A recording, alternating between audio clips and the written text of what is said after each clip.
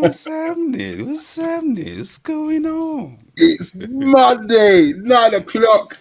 Yes, indeed. Yes, indeed. It is the Real Soundcheck Podcast, live from a DJ's perspective. You got myself, Dave Knight, and over to my, well, it depends on what way you're looking at the screen, it's Butch Cassidy. Yes, right. me.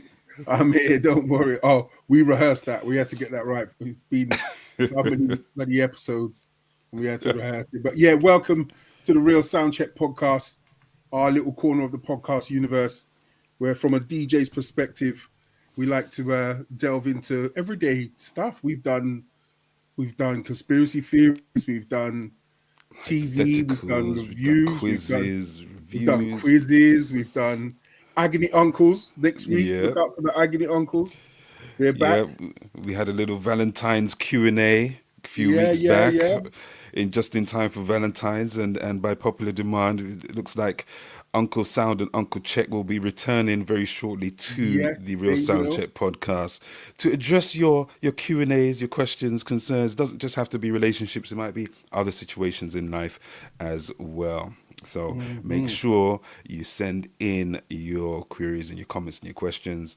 Alternatively, as many of you know who tune in regularly, you can jump into the chat. It's live and interactive, and we post your comments up on the screen and interact with you with all your questions, comments, whatnot, which we appreciate all the time. Share the show, share the link, let people know what's happening here. It's the Real Soundcheck Podcast. Monday nights live again.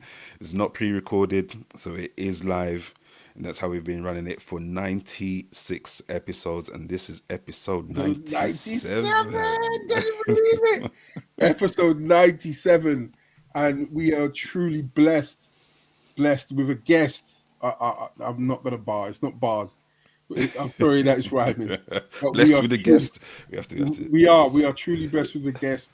I know I played her music. I know you've played her music. Oh yes. Yeah. Yeah, I mean, it's an honor and a pleasure to have the lovely Terry Walker with us in a few minutes. She's waiting in the wings. I know I must put, ladies getting the lips done, hair done, caps done. She's in the wings. But as I do, I got to check in on my brother. Bruv, what's going on? How's your week? You know what?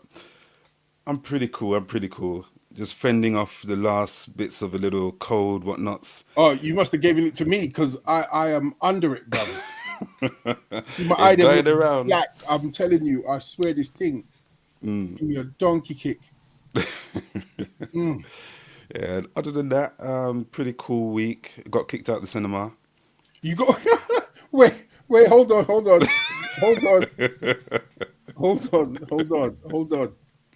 on. Start again. It's a pretty cool week. I'll ask the obvious question. Dave, why did you get kicked out of the cinema? I was halfway through watching Black Bag. Black Bag, yeah. Yeah. So that's another thing that we've done on the podcast before. We go over some movie reviews, some trailers that we think that you might be interested in. And Black Bag was actually one of them that we featured on the last time that we did that. It looked interesting. So it looked interesting, yeah. And so I started watching it. And so, okay, this is all right. It's all right. A little steady paced, quite interesting psychologically. And then halfway through, sorry everyone, there's an incident in the building. We all have to leave. Oh, so you got up to leave the cinema. I thought you fell asleep or something and snored down the place and then they kicked you out or something. The way of words. What happened? What was the incident? Apparently there's a fire somewhere. And they had to kick everyone out. Kicked everyone out. But you got your refunded tickets. You got I got what's it called? I got a membership, so it's nothing for me. Yeah, but still, they must comp you and give you back something. My popcorn. The popcorn that was done, bag empty. Yeah, give you back your popcorn. We'll give you one refill to go home with. They're just kicking people out, and so I didn't really stick around to see if what was going to happen or if they'd let people back in. But right. That's just something that I got to finish off at some point. Black Bag. Yeah, it was all right. Not too bad. But yeah, I say kicked out, but I just say that for dramatics, so to speak. No, you actually got me there because I was thinking Dave is not the type of guy to fall asleep like me, mouth open. If the film don't catch me in the first 20 minutes, especially if I'm in the reclining chair, when I first went to the cinema, I was with the little one, and she goes, "Daddy, look, there's a button." I said, "No." I pushed the button, my feet started raising up. That was it. I was gone. Daddy, wake up. In the kids' cinema, I am out. Why did you raise up my legs? Why? Recline the back, I would have been all right, but it raises up the legs as well. Relaxation. Gone. There was a time where I caught wind of a Marvel all-nighter. All right. So it was 4 Marvel films back to back from midnight onwards. And it was at the IMAX. And it was £35. Wow. For 4 films with teas and coffees. 3 hours, 6 nights. You would have left about 6 o'clock. Nope, 10 a.m. 10 a.m. Was the last one 3 hours? I think it was Endgame no, it wasn't. Hours. It wasn't. It was the first phase. So it was what, Age of Ultron? No, they did. Captain... Sorry, we're geeking out now. Sorry. Yeah. Sorry. I think it was Captain, Iron Man, Thor, and then. Oh, okay. I get you. Yeah. But about halfway through the first one, I looked to my left. The person there was like, I was thinking, it's only the first film. Can't do it. Yeah. Can't do it. But the rest of the week's been all right for you. Yeah, man, blessed. Can't complain, man. Can't complain at all. And yourself, sir? My week's been mashed up. I caught something, and it's giving me jabs, uppercuts, elbows, like swinging in a deep elbow, blaps. It's coming in. Tai Chi and everything. It's all coming in, bruv, and I don't like it because it's disturbing my week. Disturbing my movements, disturbing everything. But I'm here. I'm here. When I'm focused, I'm here, and I'm chuffed to be here. We appreciate it, man. We appreciate it. Yeah, man. Despite everything, still soldiering through. Despite all the bodily this, that, and everything that surprises you over 40. You know what I mean? Hi to the diva. Let's see what she was for. Diva. Good evening. Good evening. Hey. Hi, Wendy. Welcome. Always good to see you guys. Welcome. Nice to see you guys here. Yes, indeed. The Real Soundcheck Podcast. Monday nights, 9 p.m. Tell a friend to tell a friend, as they used to say. Remember that phrase? Tell a friend to tell a friend. Tell a friend. Yeah, I used it on radio. Enough. Especially on pirate radio. Tell a friend to tell a friend. It's the hotline number, Carly. I think we should hit a button and invite our guest in because our guest has been waiting.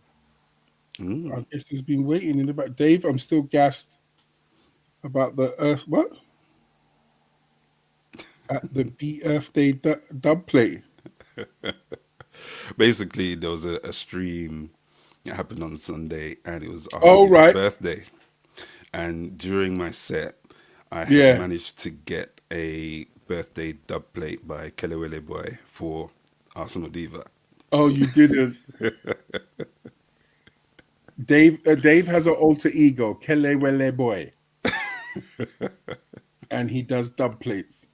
So you done it for her birthday raid, and you made a plate for her, a dub plate. Yeah. Oh, that was wicked. Yeah. That must have been wicked. It must have been wicked. Right, let's hit a button and kick off this episode. Let's go that way.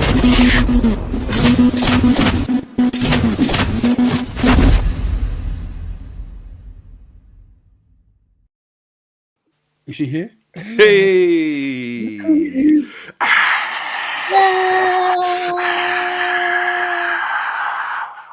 We have UK soul royalty in the building.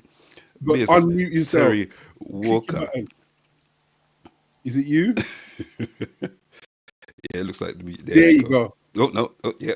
Sorry. There we go. We can hear you now. My eyes are watering. I've been battling hay fever most of the day, but oh no. Yeah, it starts early with me, man. But I wonder if that's what's hitting me. Maybe, yeah. Oh, and I don't even realize it. Maybe. Hi, Terry. Hello. Hi. Hi. Oh my God. Welcome to the Real Soundcheck Podcast. Yeah, man. Listen, it's an honor to be. Listen, you know, Butch. I mean, hi, Dave. I've only met you today, but I was just about to introduce you to Dave. Terry. Dave. You met me know him already. Hello, Dave. How are you? You alright? I'm alright, thank you. How are you? You alright? But no. It's listen. I've been looking forward to it since you've asked me, obviously, and obviously, you know, I used to go long, like before I was even started, before I even got signed, right? So, you know what I mean, it's over 20 years, and it's been a long journey. So 20 years at the gate. Over 20. You saw me. We met each other roughly when I first started DJing. Yeah. Because I think was I still working at the cinema then? Yes, you were. Wow. And I was at Women. That's what I'm saying. Park Royal. I feel like everyone started in Park Royal. Everyone linked up at Park Royal. That's where it all started. And Zenith, yes. This is what I'm saying. It's crazy. Oh, wow. Because it must have been, I don't know that exact time frame, but after meeting you, then the UK Garage track came out. Was it the when I did Shanks and Bigfoot? Shanks and Bigfoot. This is what I'm saying. You don't remember the video, do you? It's flowery, you laying down something or the other. Is it flowers? Yeah, and riding a horse in Halsden. Why?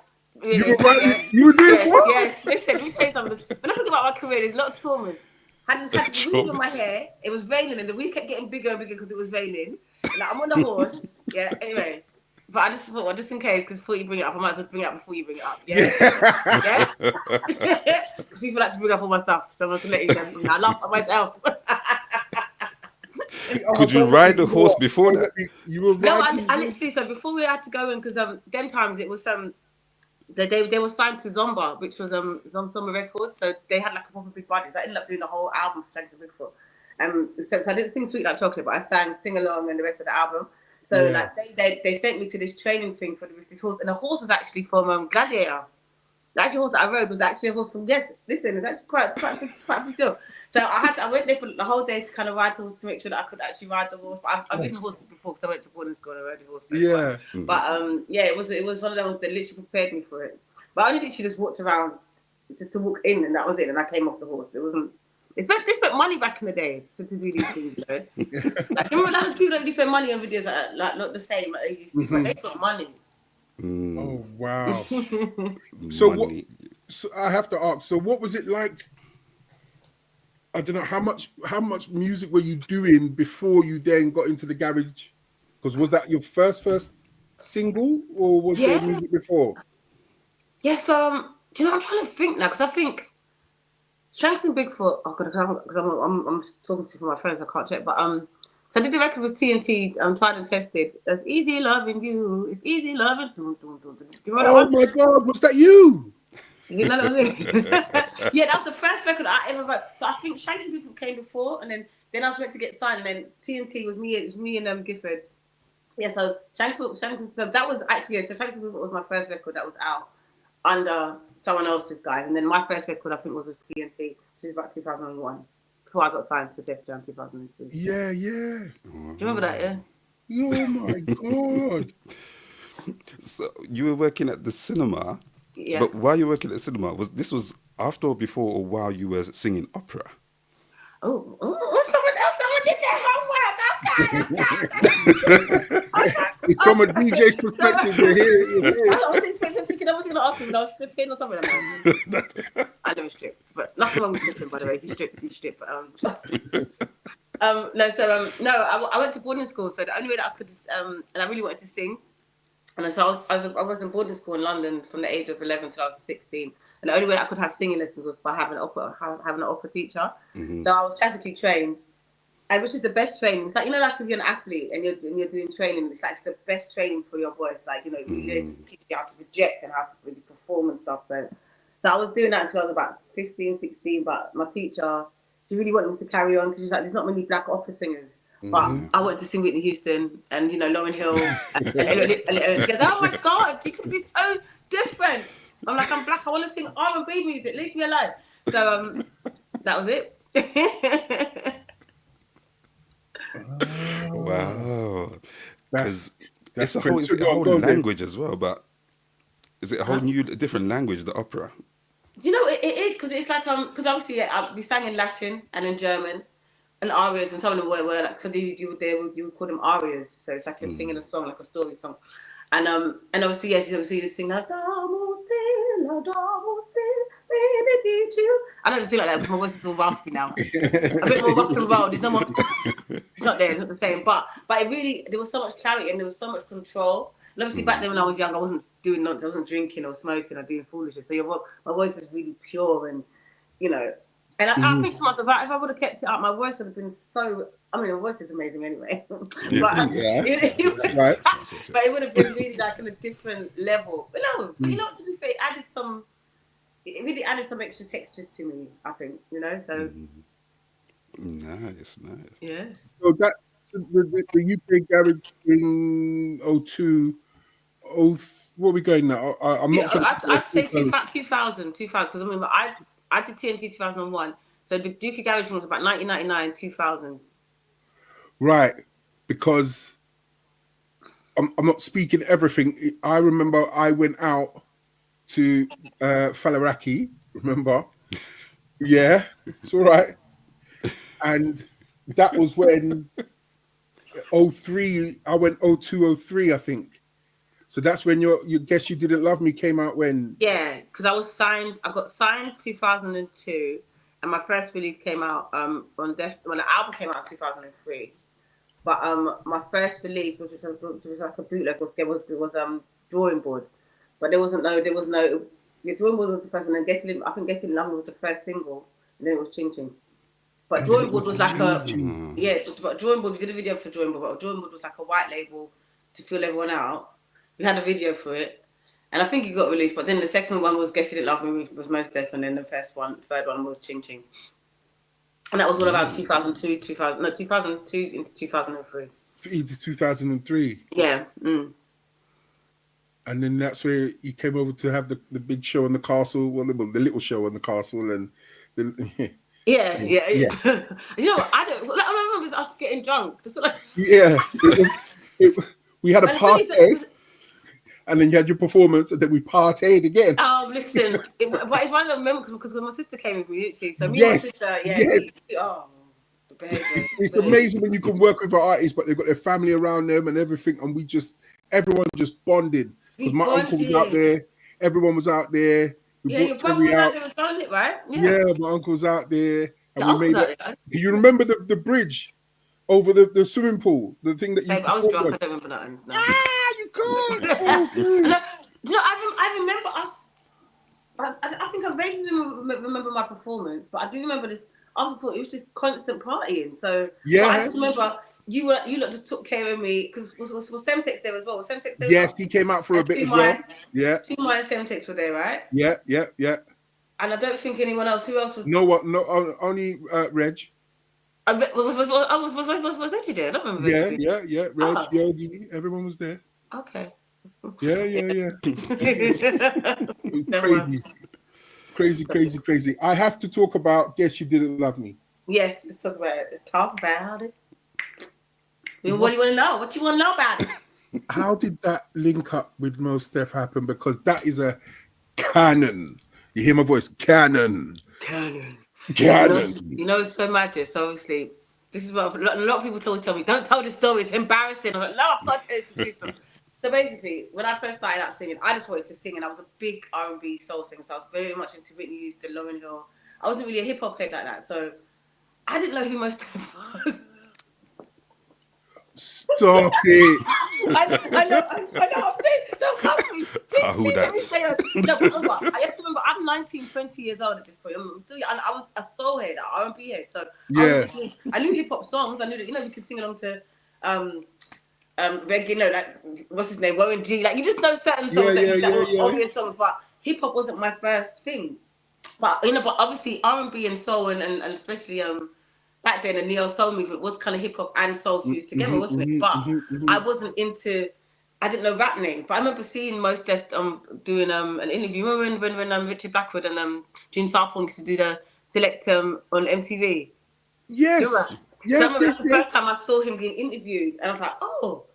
But this is before I actually worked with him, but I didn't really correlate at the time. That's who he was. Stop doing that face. I know. People tell me not to tell that story. But this is what I think is so dope about my story, because what happened is now, I was on holiday with this guy at the time. Whilst I was supposed to record, so I recorded my verse, and Brian Campbell, who produced Mary Mary, and was one of Dr. Dre's under young producers before. He's the one that produced that record, and his sister wrote the song. And I remember recording it in the States, and it was meant to be between Common and Most Def, because obviously I was signed to Def Jam, so they could choose whoever I could get on the feature. And obviously at the time I was young, in love, thinking I was in love with this guy, and we were kind of fixed this relationship, and they were like, "Oh, Terry, we need you to fly back to go and do the verse with Moses. It's going to be in New York." I'm like, "No, I'm on a holiday with my boyfriend." I know, don't think about it, idiot.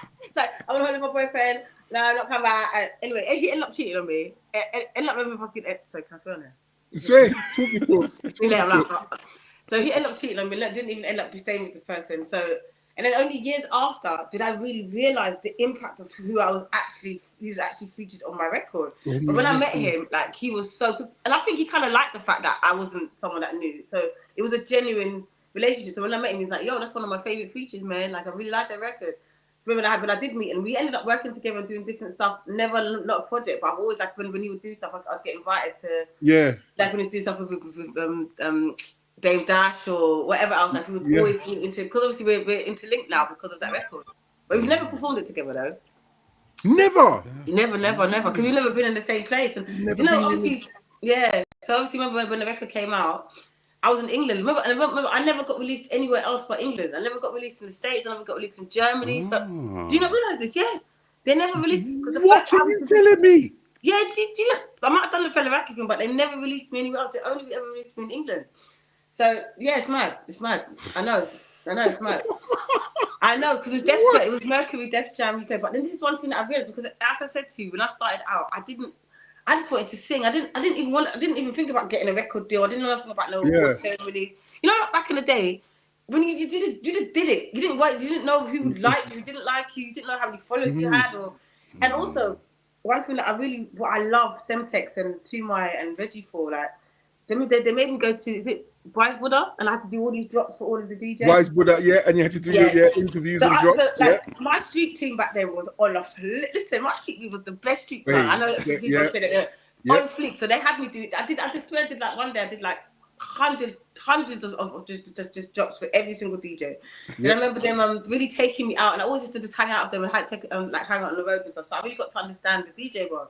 So when I had to do obviously more gigs, but the first I had to do a PA one time in Birmingham, and it was one of the most, like, it's one of the ones where if after that, if I didn't carry on, I'd have been like, F this, because it was one of those shows I did a PA.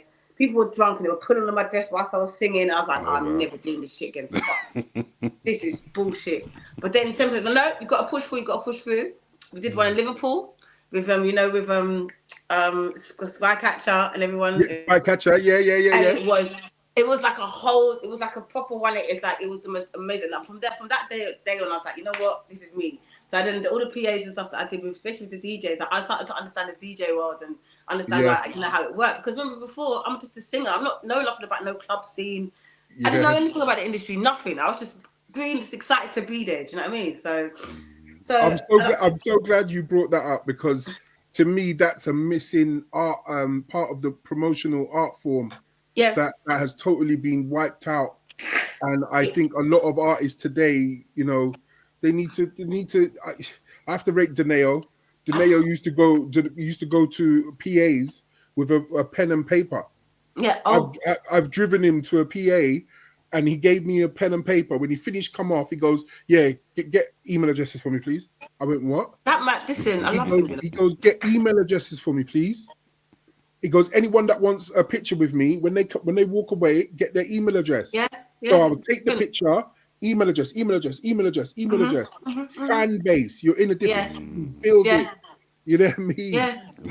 And it's also just being outside and really feeling. And also, you know, you have to understand, like, this is why this whole culture, I was saying this when I wrote that I'm going to talk to you guys today, this whole cancel culture, gatekeeping, like, you could, listen, it was you guys were in control. It was no label telling you what, like, if the DJ ain't playing it, to the point, like, when my album first came out, right, I remember driving in the car, listening to the radio, and I'm hearing, back, and I hear, when you feel like the radio, chicken. I was like, oh, they're playing my record on the radio. So I'm calling everyone like, yo, they're not supposed to play that. Your record's not supposed to be out yet. They've leaked your record. I'm like, what? So obviously it was like, oh, they shouldn't. But then at the same time, I think someone leaked it on purpose. Yeah. But you know, at the time you think, oh my God, they leaked my record. But then at the same time, you think to yourself, like, but if they wouldn't be if they didn't like it, they wouldn't be, because back then, remember, people didn't play records, they didn't like it. You could go and send them or whatever else. You don't care how big the artist is, you don't care what it is. You don't like it, you're not playing it. Don't care about no playlist. Right. There was no playlist and all that nonsense. You know what I'm saying? So people were playing rinse in my record, and I think they had I think they even had the whole album. They had the whole album, people were just playing whatever they wanted to play. Yep. And it really set the tone for me. So when I had my first like record company label kind of like performance, my manager hadn't even seen me perform yet. By the time I came on stage, people were singing back my songs to me, which is mad. So, do you understand? But for me, I didn't, again, but this is the thing about artists, we're a lot of artists, and that's one thing that I noticed, because when I got signed, I'm like, oh my God, I did this by myself well. Not realizing that there's a whole team behind you making sure that this is working. Don't get gassed and thinking that you're the one that did it by yourself. How do you think these people heard this music? Do you know what I'm saying? This is what I'm saying. And that's one thing, once I was on the road with you, like, I understood that. I was like, yo, guys, what do you need me to do? I'm here. Like, I'm just do whatever I need to do, you know? So, and that's one thing I think that's missing. No, Yeah. you guys need to be protected at all costs, at all times. I've always said it. The DJ right now, the way that the technological industry, music industry, the way that they think that the DJ should be used is wrong. The DJ should be getting music first. Yes. Yeah. And like what you're saying, leaking it, promoting it, shouting from the rooftop saying, yo, this is my favorite track off of this EP. It's coming out. Da, da, da, da, da. I'm playing it first tonight in my city. I am the guy or I am the girl. I'm bossing this now. That's what puts the, you know what I mean, the essence on top of the music, because they're championing it. And like you said, you did one thing in one place, Birmingham or whatever, then you did Liverpool. By the time you've done 4 or 5 other different cities, you've actually covered your nation. Literally. And it was a thing because, but I think also back then, but I think then what happened, then started to happen. As I said, the person, whoever played it first, then that whole thing started happening. Oh, if you gave it to that person first, this person's not going to play. I'm like, do you know what? And remember, I didn't know about all these stupid little politics, because when I came out, I had nearly from Giles Peterson to Russ Clark, everyone, like, I had everyone would play me, like, to you, to, like, there wasn't a thing. So if I had a record out, that didn't matter who played it first. It was just like, yo, we've got a Terry Walker record. And I felt like it was a privilege for me, because I thought, wow, like, I'm making music more for you lot than I was actually for my actual audience, I think, to one point, because I knew how much it meant for you lot to be able to say, no, you don't do that. No, but you know what I mean? Because so when you asked me to come on, I was like, God, because it's literally mad, because I'm literally come full circle. Like, it's coming up to over 20 years being in the game, but now I'm on my own label and stuff. I've got my own label, and I put this album out. And it's Wings of a Hummingbird, but obviously the album was produced by Children's Zoo, who I know you're big fans of, which. So and you have to understand, like, me singing and even saying on my first album, Finally Over You, and then to the end saying I surrender, it's like, knowing that then now you're let me come on to talk about the journey, it's mad. Like, this is exactly what I want to do. I want to connect the dots. I want to connect the dots for all of us, because none of us would be here without each other. None of us. Facts. I want to talk about I don't know if it was your first concert. It might not have been Kentish Town. No, that was the big headline, bloody heck, yeah. That was How many albums deep was Kentish Town? 2 albums? Were you 2 albums deep? No, that was the first album. That was the first album. That's what I'm trying to work out. So that was first album. Yeah, the first album. But because the thing is, the first album, critical acclaim, Mercury Music Prize, 4 Mobo nominations, Yeah. But again, I didn't know nothing about no Mercury Music Prize. I didn't even know nothing about Mobo. I was nominated with the same amount of awards that Beyonce. It was when Beyonce brought out Crazy in Love. I mean, that in itself, and it's one of the ones where, as much as I love Kylie King, I love the Mobo, but at the time, I remember I just felt to myself, because Beyonce never turned up. She didn't win any of the awards, and I thought it didn't make sense, because Beyonce that year absolutely cleaned up the world. So, and then that's what I thought to myself, because even though I was nominated, I was like, it's an honor to be nominated, but I thought, I know I'm not going to win any of these awards, because obviously I'm competing against her and some of these people that have been doing it for a while. So, but then that's when I started to realize, like, this industry is like, and I also saw how people were so desperate and eager to get nominated, and I won them over, and everyone thought they were better. And I'm like, I was just happy to be there. Do you know what I mean? So by the time I did Kentish Town, this is something that they would always lead with: 4 Mobo nomination, Mercury Music Prize, critical acclaim, being on Jules Holland. So I realized a lot of people would then come into my shows because of hearsay, but not necessarily knowing why they know who I was. Right. And that's what ended up happening. Was before, my core fans were people that were really into the soul, and I just didn't know who my people were anymore at one point, because it became so, oh, you on Jules? How do I get on Jules? Oh, let me hang out with Terry. Or, oh, you've got 4 Mobo religion. How do I, you know what I mean? So it stopped being about the music. So sorry, just to cut you. You did Jules before you did Kentish Town? Yeah.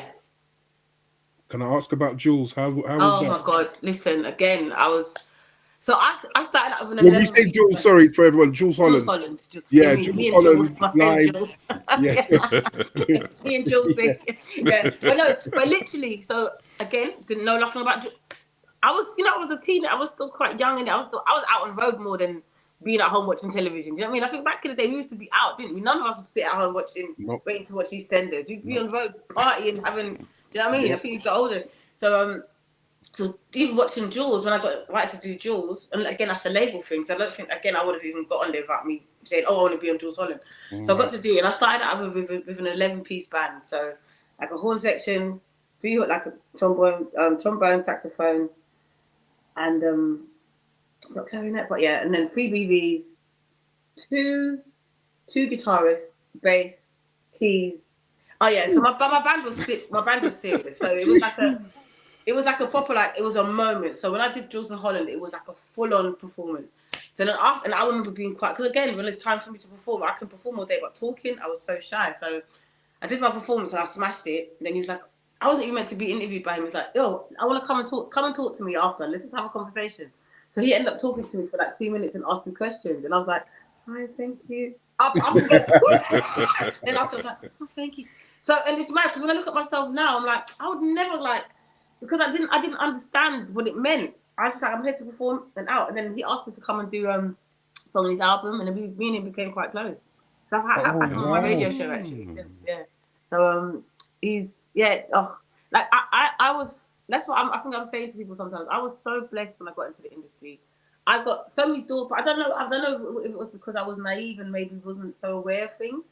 Why people were just wanting to help me, and because I genuinely was there because I just loved it, and I was just always grateful and thankful for the opportunity. And I was like, so I'd always, be on time, be professional, like behave myself, don't do that, just do it. But I'm still like that now, to be fair. Maybe not as on time, but yeah. But otherwise, but just the privilege of just being in those rooms and just being invited to certain things was a big deal for me. But nowadays, I think people are starting at Glastonbury, like.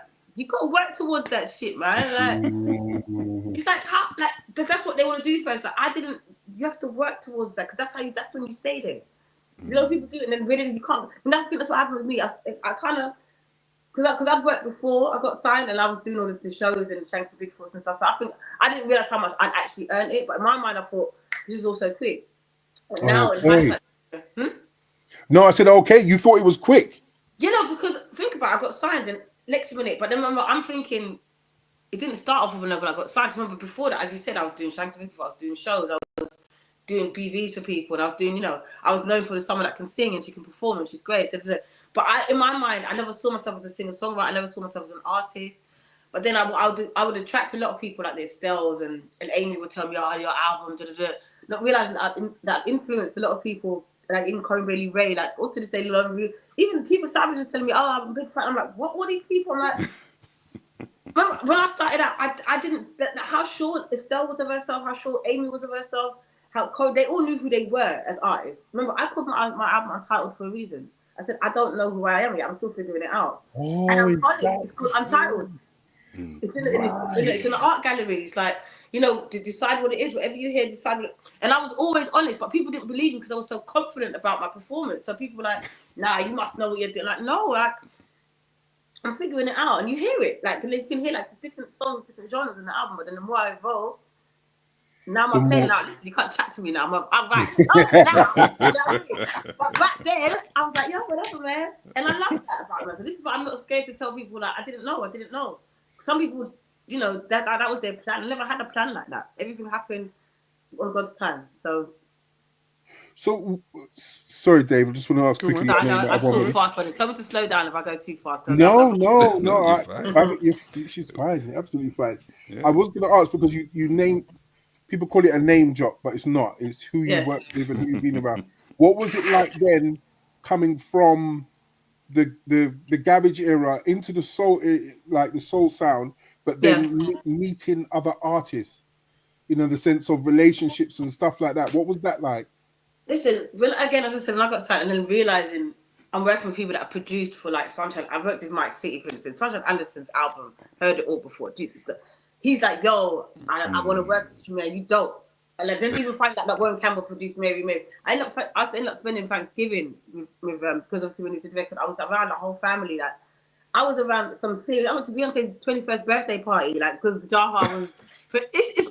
They were all there. Jay-Z, Loon, people were on some roller skating. There must have been a party. There's like Method Man and Red Man just hanging out, and then you see Anthony Hamilton was hanging out. Like it was actually mad. But I did not know because I was like, I remember being at this event at Jaha, but you know Jaha Johnson who signed me. Remember Jaha? Not personally, no. So Jaha was the guy that signed me to Def Jam in England, because I was meant to get signed to Def Jam in the States initially, but 9/11 happened. So that's the only reason why I ended up signing in England. And when I came to England, like, yo, you should go and see Jaha. You know, he's doing, because he signed Warren Stacey and Aaron Sol. Right, Aaron Cole. Yeah, and so remember, and he was trying to figure it out. So when we went to him, he's like, "Yo, I can't believe y'all went all over the States. I've been here the whole time. Y'all come see me, man. What's wrong with y'all? Y'all crazy." Anyway, but he signed me on the dot, literally, and then he's the one that kind of got the most deaths to the Warren Campbells.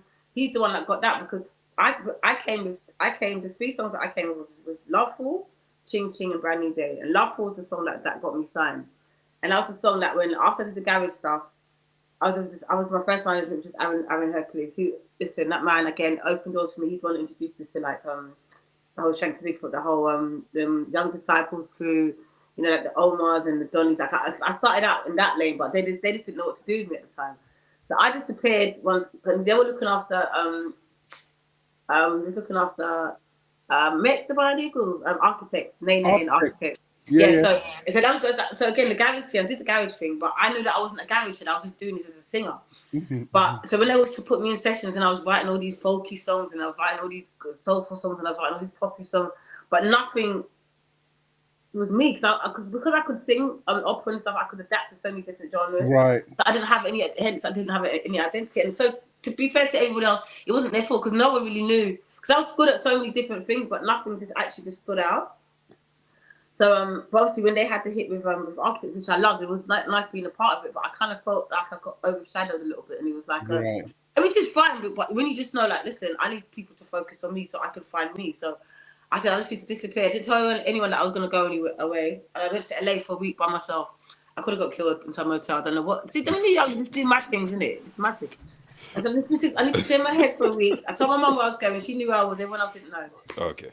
Ended up staying out there for a week, and then meeting these people and then ended up staying out there for a month, and that's when I recorded the first 3 songs that got me. So again, everything happens on God's timing. Yeah, that's just lawful. You just flew out and not knowing anyone, or you flew out to meet somebody there? I always miss up. See, when I told you so many parts of the story. So I flew out because I just wanted to go to LA for a week, but I knew someone out there that I'd had a session with in London. And he lived in LA, and I was like, "Yo, I'm gonna come out to LA just to clear my head, not even just to necessarily even work, just to kind of feel a different energy." So I went out there for like a week, and he's like, "Yo, come in with my brother." Like, my brother and his wife. They're like a production duo. They live out in Riverside, which is like more in the desert in LA, and come and meet them. I met them. We literally. Do you remember Hinda Hicks? Hinda Hicks, yes. I wanna be a lady. Yeah. She was out there at the same time.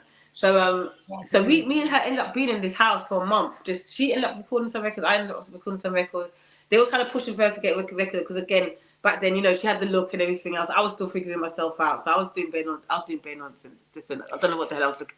Bare nonsense. Sometimes I think that shit up. You're taking the piss.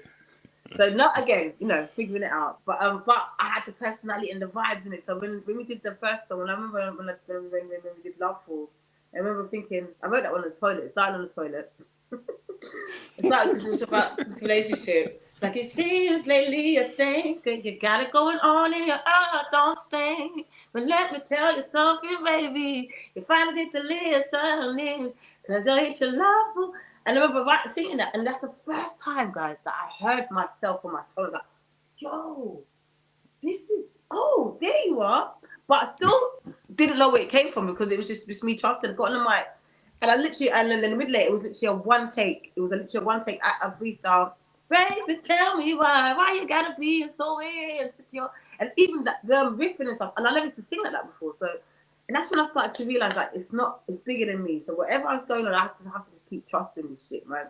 And that's how my first song came along. And I came up to England, made it to some people, and I had Elektra, Magic Johnson's label, and Island Records, who actually offered me more money than Def Jam. They were all like, it was literally like a billion, but I ended up going with Def Jam because Def Jam, the name in it, you're young. And it made sense. It made sense for me to go there. So, yeah. Nothing to do with Mos Def, but yeah. No. It was like, yo, this is LL Cool J. I'm thinking, see, I knew who LL Cool J was. I knew who Run DMC were. Do you know what I mean? Because that's, when I'm thinking of Def Jam, I'm thinking, Def Jam was so... Walk this swear, because remember I grew up in Germany, so I was very heavily influenced on that whole hip hop like look, but and the mainstream ones. But I didn't know anything about the. I didn't know anything about Talib Kweli until Kweli. Like I'd hear the song, realizing high tech and all of that. Who high tech and listen. And I remember was it my hip bone's connected to my fat bone? That's effects. That's Vex. Oh yeah. Yeah, so Germany, there was a big hip. So those are the kind of songs that I would know, like. But I wouldn't know what the hell people were saying. I'm hip hop, but I'm not. You know the ones we just following because it was a cool thing to do, but not realizing it. And now I'm like, I get it. I'm actually I'm so anal about it. Listen, if someone's lyrics are on point, I'm like, no, you are that because when I think about Children of Zeus, for me, like. Man, we're gonna get there. Oh man. Oh, don't them brothers, man. They're set different. Dave, you got a question? I know. Well, it's cool. It's cool. I'm enjoying vibes and whatnot. Oh, okay. With me, one of my favorite producers is James Yard. Yeah, so James Yard came after. So that's when I met James after when I got signed. So I met James after when I got signed. So I got the deal, the 3 songs, and then James Yard came after. So again, not knowing the heavyweight that these people, James Yard and the White Children and Castle the Beatmaker and Jason Yard and listen. So I'm in there like, oh my God, but James knew because James used to let me do his thing like he'd because Louise Francis wrote that song. You know Louise Francis used to be part of Syndicate. Louise Francis from Syndicate. No. She's that woman, her pen. We used to sit there and talk, and she just didn't write the song. Like she's after my day, while we were talking. She's also the one that wrote my love for Kenny Rock. I thought the name sounds familiar, but gave me Louise Francis, and then she called herself Amber Renee after that. But yeah, bad girl song. Oh my God. And so they got her in to write with me, but obviously, as I said, the first few songs were really kind of there, and then. To the main, and when James did it literally become like one of my signature songs now because Drawing Board is the one that everyone would know me for. But then I think that's the one they know me for. But then they know me for Guess You Didn't Love Me. Then they know me for This Is My Time. And you know, then like you played I Love You Eve for the drink the other day. Like yeah. I just never know what songs are. But I mean, James Yard, we recorded a lot of the records that we did. He did Drawing Board. 4 Feet Under, you make me feel like I'm 4 feet. Fate is not the kind of girl to smile if I ain't feeling it. It's not the kind. But he's like even just speaking about it, he's talking about he's James is that guy that makes you go. He did The Business as well. No, yeah, but yes, he did The Business. Yeah. But we ended up we ended up getting strings from Claire Fisher, who ended up doing and like that was because of Sammy J's. But I think The Business was he produced it and then. We got some help with the strings, but The Business, The Business. Yeah. So and then one of the ones that I really dig is Addicted. Oh, Addicted is that's my favorite album. Yes. I know we haven't got there yet, but I'm just saying that's what. But we'll come to it because it's out of control. You got me twisted. It's there's so many elements of that. What it is. But it's something about you. Yeah. James. And it's he would just find ways to do. You know what? He's on the same level as I mean, he didn't get the same exposure, but it's like the Dillards. He's got a very J Dilla. He's got his own James Yard produces something. It's like it's just flavor. It's just flavor. Flavor. It's like flavor. You know, seasoning everything. Flavor. Yeah. Anything. Yeah. we have that one. As just to touch on Addicted a bit more. Yeah. You did that with Ty. How is it working with Ty? Oh. You know what is so mad here? So Ty, my first album. So obviously he's part of the whole James Yard, White Children crew in it.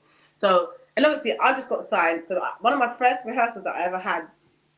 I went on rehearsals with the band, and obviously the White Children, with James Yard and the White Children, they were my band when I first came. That was the 11th. Hence why, that's why I had the 11th piece band because that was James's vision for me as an artist. But again, me going alone, not realizing again because sometimes James was like, "Oh, stop being a diva." I'm like, I just don't. Sometimes I don't know what's going on because when I said I don't want to do something, it's like just shut up and do it. Just be quiet. I went, you know, when you're like, but I don't get what is this? Now I'm like, oh my God, they were really teaching me how to. And sometimes he'd be like, you know what, but then he'd also just let me just freeze. Like, every song that we would do at the end, he would just let me freestyle, and he'd keep all the giggles, all the laughing, everything in it was part of the thing. Because he just trusted me. And that's another process that he really trusted me as an artist. Which I didn't realise, like, again, like, the privileges, I just like, always want to go back and say to these people, thank you so much, because you guys helped me become the artist that I am now.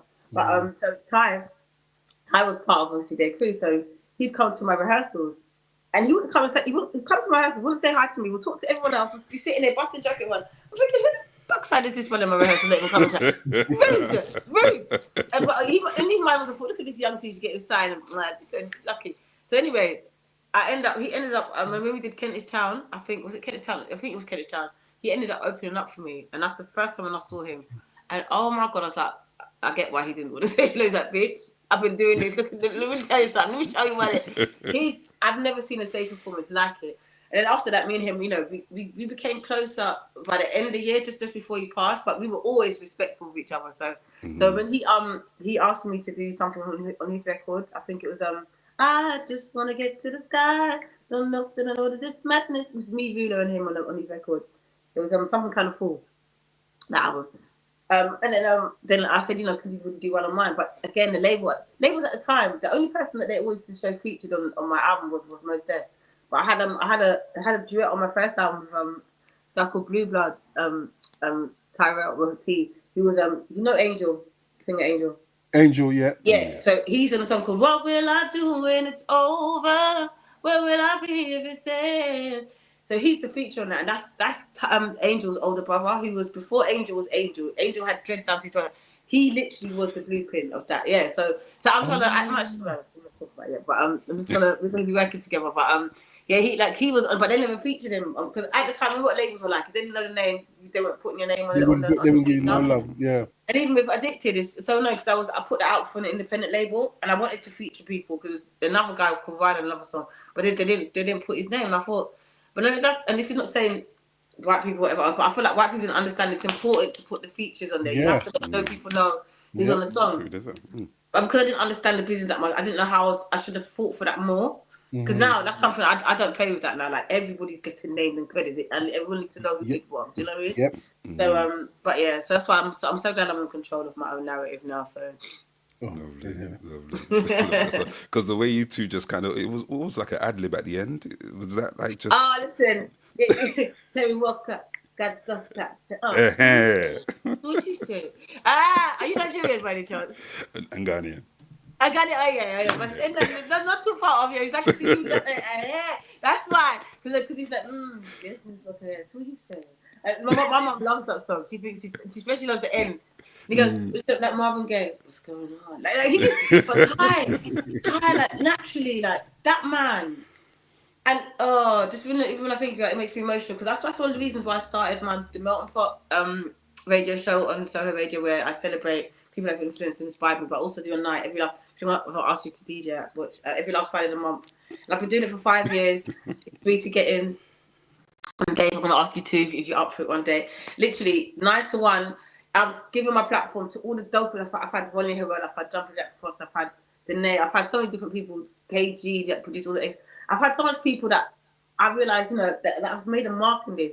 But it's like, and everyone takes everyone on the journey. But by the end of it, everyone's like, yo, it's one of the best nights I've been to because I'm giving you the floor to educate the people then of how we did this. So, and it's under our control. Like you can start off with end with slow jams, but you can start with revival, then go like. But we take them on. It's like a house party, literally. But and it's not about what's hot now. It's about how read the audience and educate the audience of. Remember, that's how I got educated about music. Knowing, being around people that knew how to select and knew how to play. So the Melting Pot is all about that. It's a homage to you, all of you. No, there we go. We're going to talk Melting about Pot, people. That's the Melting Pot. We bring that in. So that's every last Friday of the month at Chip Shop in Brixton. Yeah, and the heart of Brixton as well. You know the heart. Yeah, literally off the high street, round the back, done. Yeah. And it's usually because back in obviously when summertime is nice, but like there was a point where then Brixton started to slow down a little bit recently. I don't know, but every time by like 11 o'clock, the place just goes off. And if the DJ's on his thing, yeah, it can go off in there. People are like, ah! And you see some random white person, yellow person, green person, black and white, everyone's winding up on each other, dancing. I've seen some footage of what you're not. I'm like, yeah. Every time, I'm even like, what is this random person doing some hippie, but he's dancing with some hip hop guy? Like, because remember back in the day, did you ever go on the Subterranean? Of course. So, and I remember that was one of my influences as well, because I remember going to Subterranean on a Friday, and you'd have a gunman in the corner, but then someone with a suit. And then someone you could have like a little but you'd have all different, but end up that place, everybody was just. I think one time Eddie Murphy was in there one time, and then next minute someone just stand next, but there was no VIP. Everyone was just in the place, and that's kind of what I was inspired me to do the Mountain Point, because I want everyone to be like, there's no VIP here. The music is the VIP. Everyone else is second. Even me, I'm walking around like anyone could come and chat to me. It's not like that doesn't material could get okay. So. No. Yeah. I'm in there. I'm there from the beginning to end. Then we all take a picture outside whoever stays. Yeah, I like that. When you got all in front of the thing, I like that. Yeah, because it started out with just me and the person performing, or the person DJing and the person performing. But now it's like whoever's there, get in the picture. You're here. Do you know what I mean? So it's become a thing now. Dave, we gotta go. We just gotta go. Let's go down and go take a night as well. yeah. But listen, you just have to come, like. And because it's literally like us being at our granny's, or not a granny because it's not granny, but when we go to the house party, it starts off, people get there, and usually by like certain time it just goes off, and then by the end it's like it's a slow jam. Because the amount of times I heard people play, "Can we talk?" The way everyone sings, "Go for a minute, for an hour," and everyone's singing it at the top of their lungs, like Jodeci, like. But then they'll play Optimistic, but then they'll play some Mobb Deep's Shook One, like, and everyone would go like it would just go off. But then you see from soul to soul. Do you know what I mean? And it's like, guys, we were in control of our narrative back then.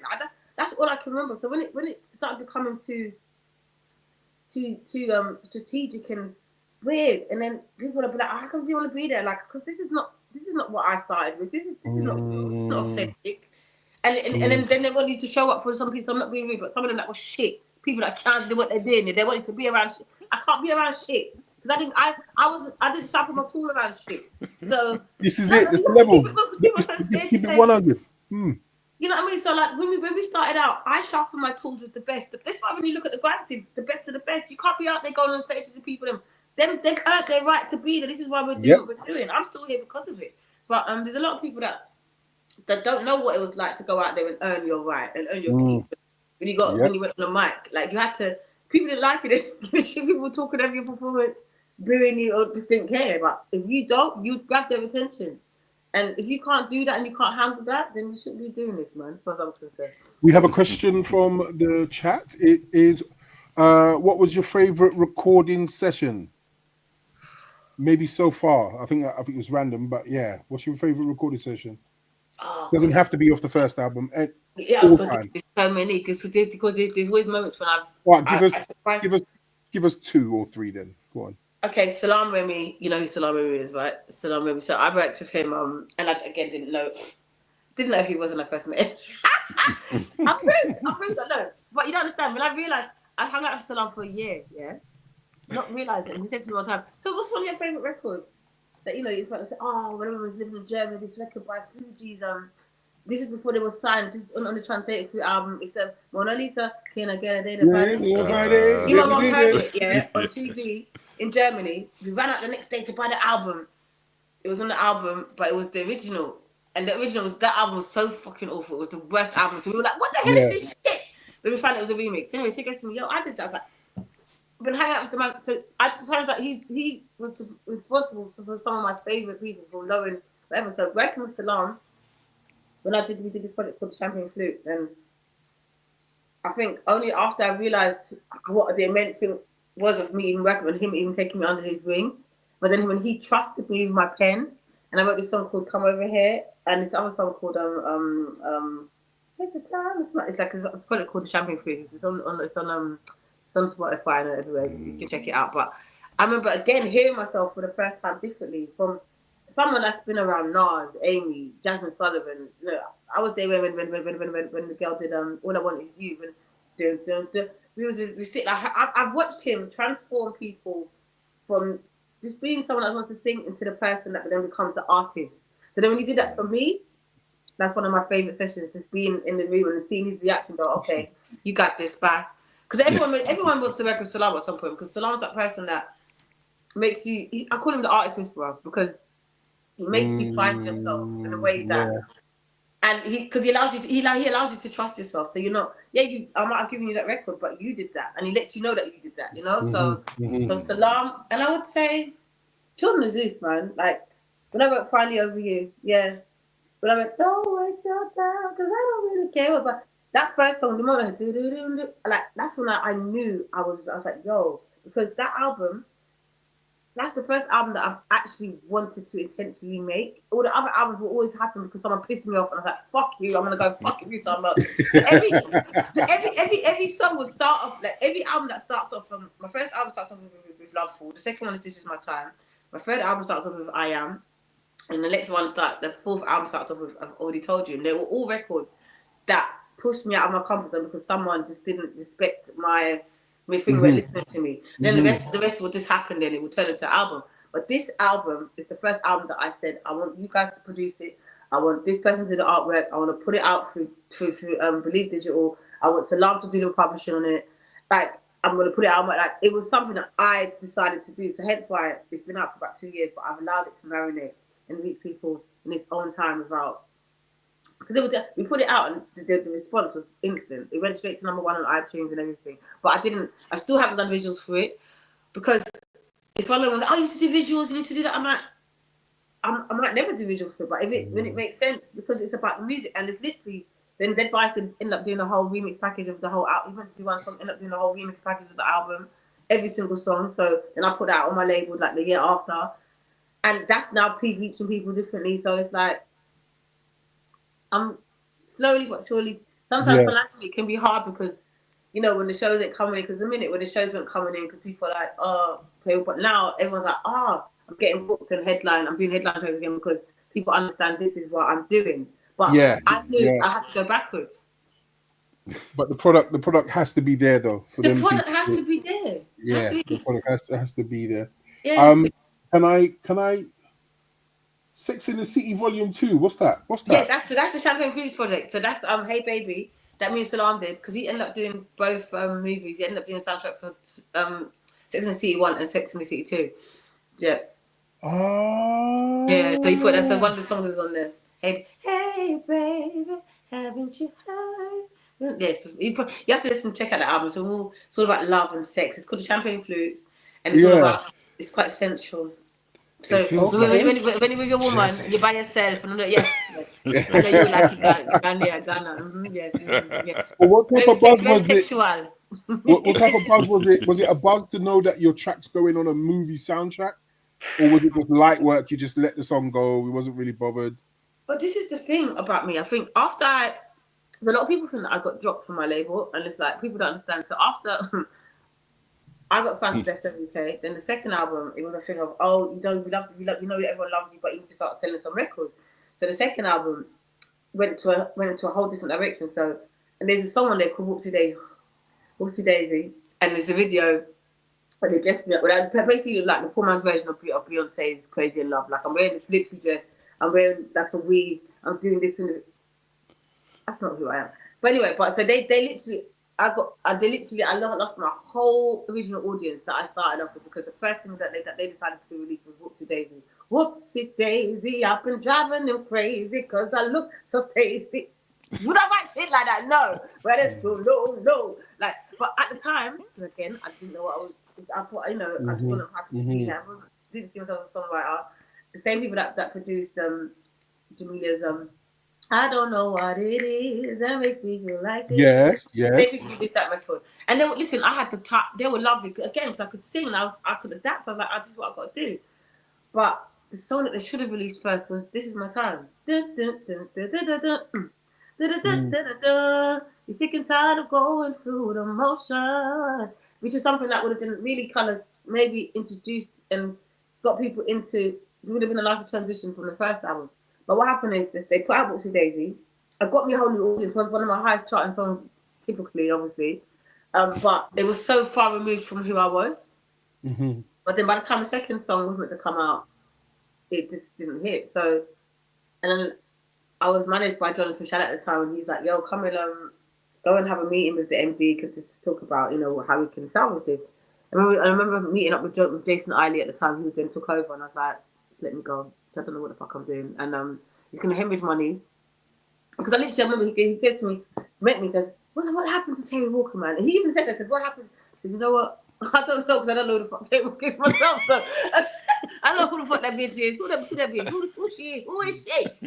So I said, "Yo, just let me go." But a lot of people, because a lot of people wouldn't believe that. A lot of people want to hold on to it. And I could have carried on because I remember having a meeting with Lucian Grange after my American Music Prize performance, and him telling everyone, "Yo, she's a star. She's got this in it." Because again, like an 11-piece band is so easy to look like a star, but especially if you've got backing like that, and they, you know, you've got this secure trust behind you, and you can just do you. We all shone that night. Do you know what I mean? It wasn't just me. So he's like, "Yo," then he said, I remember I had a meeting with him, and he's like, "Are you gonna make me some money? You've got a lot of friends in this industry, but are you gonna make me some money?" And I said, "You know what? No, but you know what? It's a business, isn't it? People need to understand it. It's a business. So I can't. But I was so confident because I just come off the fresh with that first album. I was like, okay, people, but thinking that I knew more than I knew. It's like, of course I am. So in the second album, then obviously the it's actually a good album. The second album, besides Whoopsie Daisy and the song called What the Hell. I actually love that album. It's just like that. It just put a bit of taste in my mouth because of the fact that I allowed myself to. Because I think what happened is I had to change management in between the first and the second album because something happened money wise. But like again, situation where I understood the person that got me that deal, who was Efren, he made so much sacrifices that I didn't know until after how much I might not know what was going on behind the scenes, but all of those things would have been happening if he didn't maneuver certain things. But and it's unfortunately we had to kind of part ways, and I ended up being with Jonathan Shalit. But who then again introduced me to a world, but it's like I realised he wasn't right for me because he didn't understand that I'm not here for this fame. Did he have N-Dubs? N-Dubs, Big Brothers, Jamelia. Yeah. Charlotte Church. Yeah. But but the thing is, you know, he's like for me, I just realised a lot of people don't understand that my background before I did music.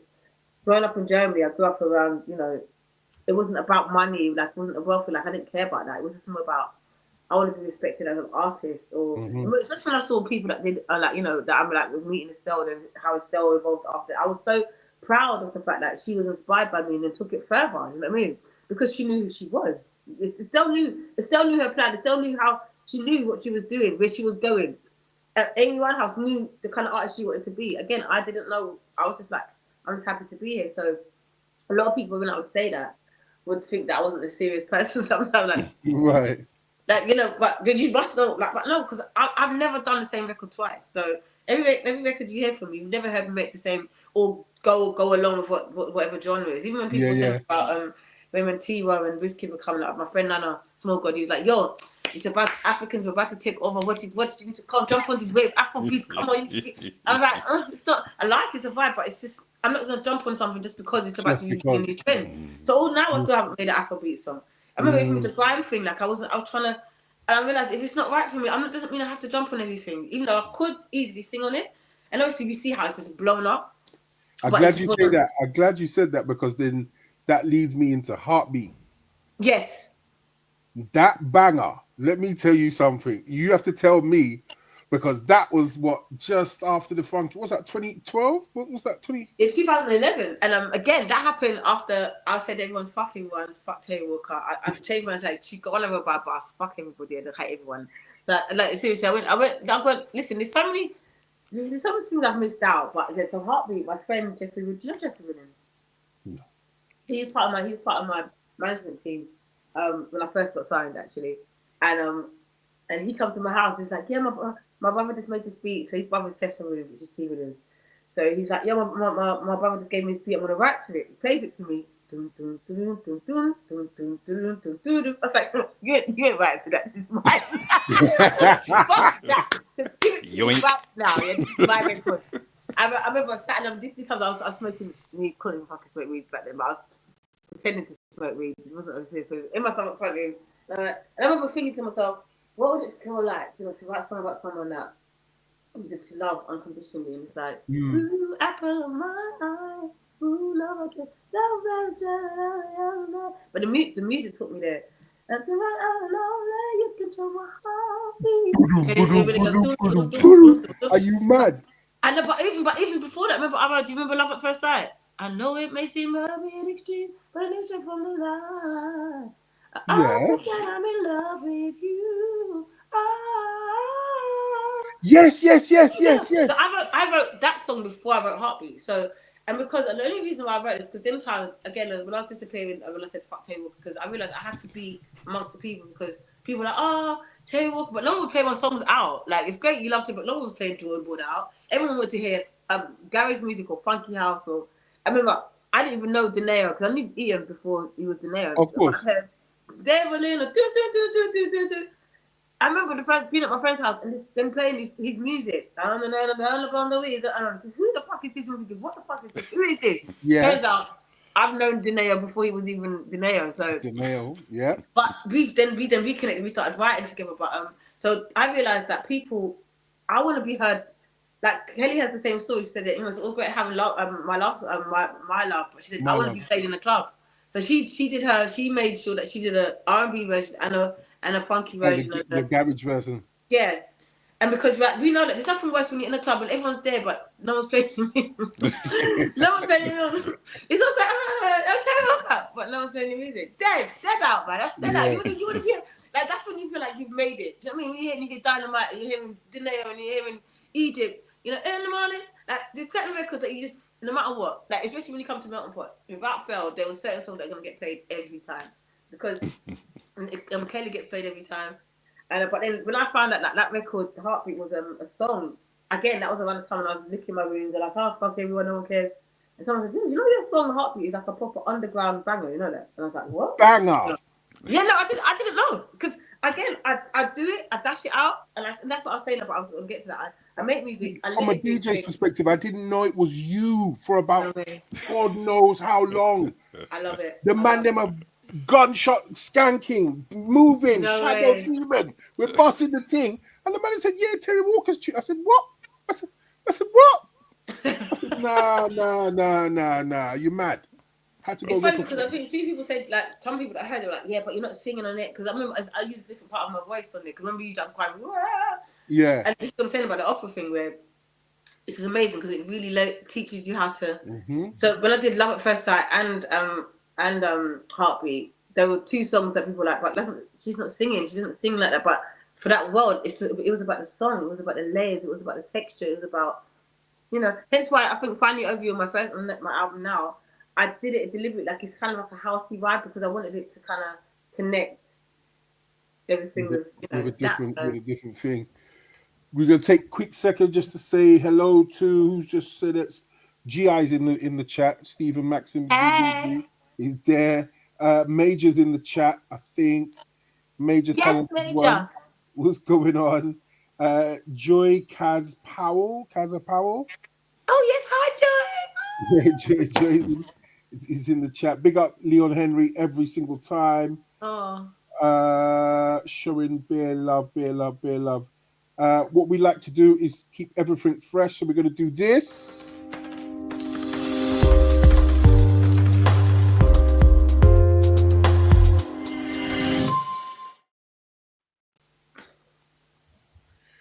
Give you time. I know.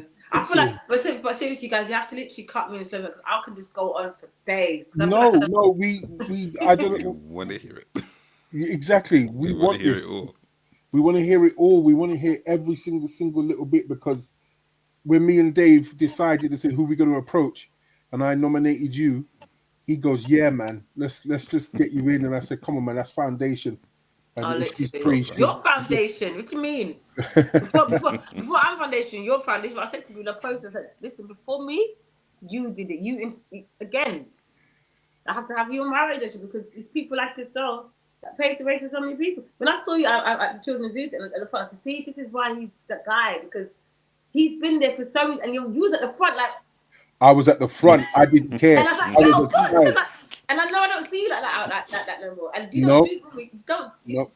he's a cool guy, you know. Butch is too cool for school, you know, really, you know. Butch is like, that's happening shit, you know. So when I see people like Butch in the front, like, yo, that's how I know, like, listen, children are zoo. And that's how I also know that you're one of those people that, like, you know, that gets it, you know. So thank you, because I'm definitely a Sonics person. Yeah. When I hear something and it resonates, I even Deneo says it in loads of his interviews. Oh, Butch was one of the first people to play Devil in the Blue Dress, and I played it to him. But he didn't get it. Like, he'll tell everyone I didn't get it, but he didn't say it was rubbish. He just said he didn't get it. You know but you understood that it worked. But Deneo was always ahead of his time. Always, like when you think about even to today, I've said it before, and hopefully you can back me on this. You see, if Deneo writes a slow jam, I'm telling people don't understand. If he writes a slow jam and if he just took time out and made like an EP, a slow jam EP, everything dead. Everything dead. Everything dead. And I thought, you know what, there's something going on with him at the moment. I'm loving it. I'm loving the way that he's breaking down. Like he's literally in his power right now, and I'm noticing it. So it's like, so obviously everything that he's doing, and he's just looking. He looks like he's happy to be there, and so he's probably coming. I think it's similar to what you were saying. He's more in control of everything now himself, and I think he's got no one to answer to but himself. And also understand the nail. Signature. He's gone. Isn't he half Ghanaian? Is he from your country? Yeah, he is. Yeah. So and this is something about, and obviously he's got the mixture of the Caribbean and like we're all African at the end of the day. So But you know, it's in a way. I remember when he brought out African Warrior, and he's like, "Yo, at the time people weren't ready for it. I'm an African warrior." When he said it, rolling with my stick in my hand, I thought, I'm like, bro, isn't that racist? Isn't that like? And he said, like, people weren't ready, and people were like, oh, but look at everyone now. Stop talking. Did I dump to that warren? Did I up and talk? Hey! Like, I'm getting gassed now. Like, he gets me so gassed. I go, ooh. This is what I'm saying. Yeah. But, we have to swing this conversation round to my love story. How did it happen? How did you? You know what? Again, like when Children's Juice invited me to write on the Travel Light album, and they played me just a little more. It's so much harder than we did before, and you would know you was there. Give them everything, and they know that we don't care. Never had a problem with rejection. Take another L, it's just a lesson. Listen, I was like, oh my God, they get it. And I was so proud and inspired at the fact that it wanted me to be on the record. Them times I was still doing food, because the point where I went through a bit of a drug drinking food, and I was doing foolishness. Out there posting drug, like, really not really, and just being out there accessible to everyone. And I will never hide that shit, because I feel like a lot of people in this industry go for this thing, especially black people, it's this shame of, you know, this person's fallen off, and no one ever tells them, and they chat behind their back until then when they're gone, we could have helped that person. But none of them, he was watching that person drown, never said nothing, in it. Right. So, and that's one of the reasons why I was so, when Connie was like, he must have made a comment, he's like, yo, how is Terry Walker out there and no one's like, how is she so accessible? Like, what?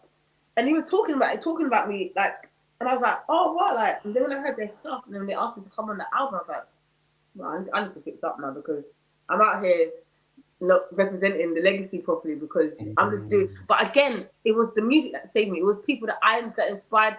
Because they inspired me. I didn't know that they were inspired. Because I'm at one point, the way people going on, I thought that I wasn't even relevant anymore. Do you know what I mean? Because people were talking like that. And then you have to understand, with people like us that love this shit so much, especially when this literally represents me. So my love story is a thank you to all those creatives that kept me alive, or that made me know that it was. Even if it was one person, it told me that they inspired, it made it work, because their journey, when I met Sim for Uva one time, it's like, yeah, because, you know, I've been up for you, having Michaela Cole, you know, 2 big time fucking Grammy nominated, Oscar and stuff. Like, I did a show one time where I opened up and they were started out before me, and I'm like, Sim for Uva, Michaela Cole, telling me that they inspired, like, come on, they're massive mega stars now, do you know what I mean? So, but also sometimes people not understanding that not everyone's journey is your journey, and like my success came from the moment I said I wanted to sing, and I got signed and people heard me. I achieved what I wanted to achieve by me saying, I just want to make people feel. So I remember hearing this record by Phyllis Nelson, hence why I started the month called Move Closer, Move Your Body Real Close to Me. I was 4 or 5 years old, and I remember thinking, I heard it. It's just when I just moved to Germany, I was like, I want to make people feel the way this woman makes me feel. Like, and I knew from then that I wanted to sing. And then when the first time I sang my dad's tune, I sang "I Will Always Love You," and I remember everyone in the place crying. I remember singing, and from that moment on, I kind of was like, yo, I kind of achieved my goal. But then because I kept trusting and not making it about me, I kept getting forward, kept getting signed. So it was never about. So when I removed myself from it, everyone was like, oh, she fell off, and she's not giving her enough flowers. The industry has actually never been bad to me, to be honest with you. When I do anything, they're always there for me. It's always the people that are culture models that want to get in the industry. It's them. Like, and I don't want to be. I don't like them. I don't want to be around them because I can't mix my words. So these people that are gatekeepers, influencers. Yeah. But then you have to say on your show, huh? Exactly. You can't be no gatekeeper of what, influencer of what, if you're not even speaking to the real people. So. And I mean, that's why I started my own shit. It doesn't matter how long it takes. Even if I die tomorrow and it's not to, at least there was something there. I never allowed someone to take over my narrative. So yeah. So that's the reason for my love story is literally saying, don't waste your time. Don't waste your time, because I don't really care about your life. Can't change my mind, because I follow what I feel inside. I love me more. You feel unsure. We can't ignore. I don't care wasting no more time. I'm finally over you. When I wrote those first, I was like, you know what? I'm not ready. I'm done. I'm over. This is how long it takes. There's times when I've never missed a mortgage payment, but it's times when I'm like, yo, how the hell have I managed to survive here without getting booked and doing certain things sometimes? Because it's been hard, but I've been around a lot of amazing people that understand, like, do this, but I would never do anything that devalues my legacy. So I never, why didn't you do this record? You could go to like that would devalue what I've done, and it would also mean that I've given up on what I'm about. So, and now that the other day when I got to do this headline show in Belfast, and I got paid my fee, my band got paid. It was a proper because I don't do band stuff unless my band's getting paid. I'm not doing it because it's gonna be out of money. It's like it costs money. So I could do a PA thing, and I did a headline show, and it was like an hour and a half set, and to the point I actually had to cut it short because we ran out of time. But the audience were there, and some of them didn't even know who I was. But I literally had everyone eating at the part. How it was when I first started out. But this time I knew why I was on stage. It wasn't untitled. It wasn't me going, I'm not sure who I am. Let me see what songs I can sing. It was like and there's a big picture of me with my love story behind me. And me staying on stage and just being in control, and I've never felt more happy and proud of myself.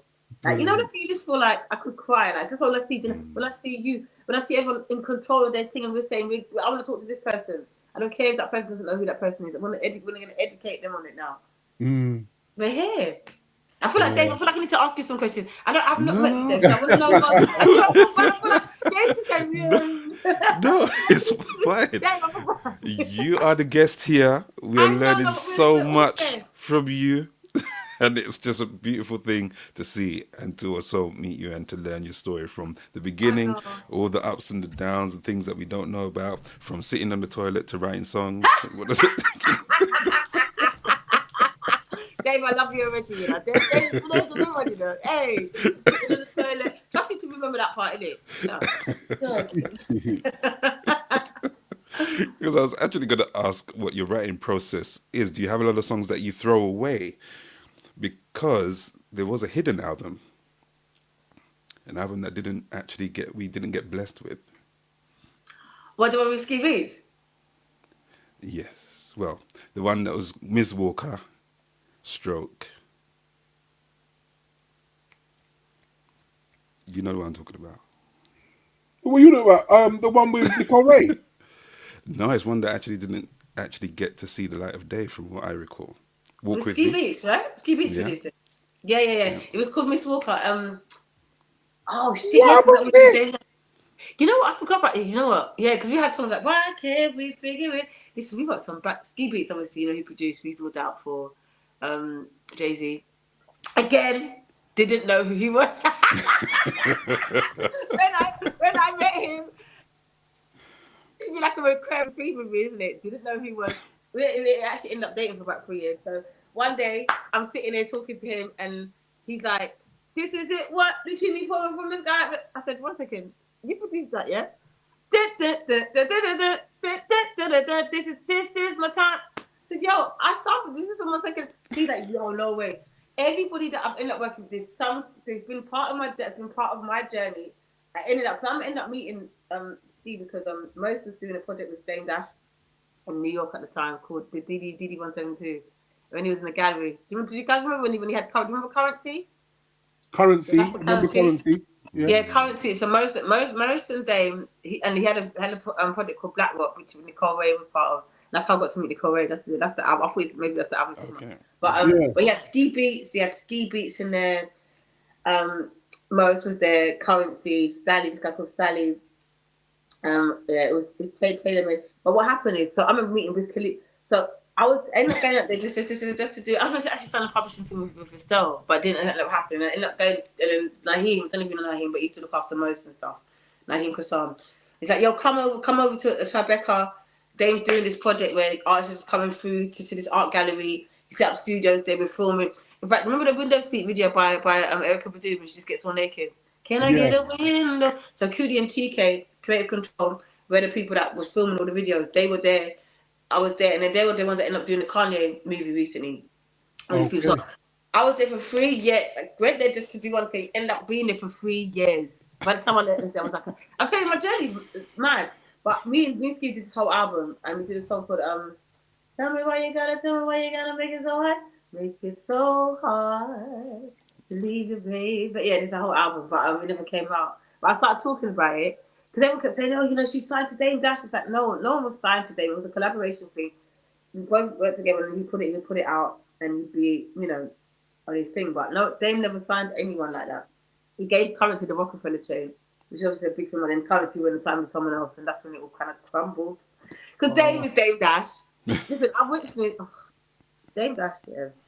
I think Dame Dash is actually, like, he is amazing, but he's his own worst enemy at the same time. So I've watched him literally. I see how it would all crumble, but he would have some valid points. But it's just the way that he would speak to people. It's just like, oh my god, you can't talk to people this way. And so some of them would just be like, "Fuck this nigga." Sorry for the N word, but like this, it would literally just be that. I remember seeing Jim Jones would be there. Like people would come for, like, he'd have Raekwon, Floyd Mayweather would come, Cindy Crawford. When he was doing this, there were people just coming through. Stacey Dash is actually his cousin, so she'd come through doing a shooting. It was mad. It was like literally like it was just like a man. And he would just literally see the sign. We're gonna do a show today. Do a show. The place would be packed out with thousands of people because he was in his power again. So he started pissing everyone off. Everyone started disappearing. Yeah. And now he's where he's at, as you can see. So bless him. But, so what was the hidden album called? I have to go find this album. No, I think it was called Miss Walker. Miss Walker, also Walk With Me. I think it was. Walk With Me. Oh my god! Do you know what, Dave? You know what? Don't mess with Dave, you know. Dave. No, I can tell. I know he would be sitting next to you if he wasn't a serious person. No. He's bad man DJ. Yeah. No, I know. He wouldn't be sitting next to you. And the fact you said you did the dub plate, I want to hear the dub plate as well. I want to hear it. Yeah, don't let him get in his artist bag. Really? Boy. Boy. Do you know Mensa? And is it the fucking boys? You know Mensa and he's gone in.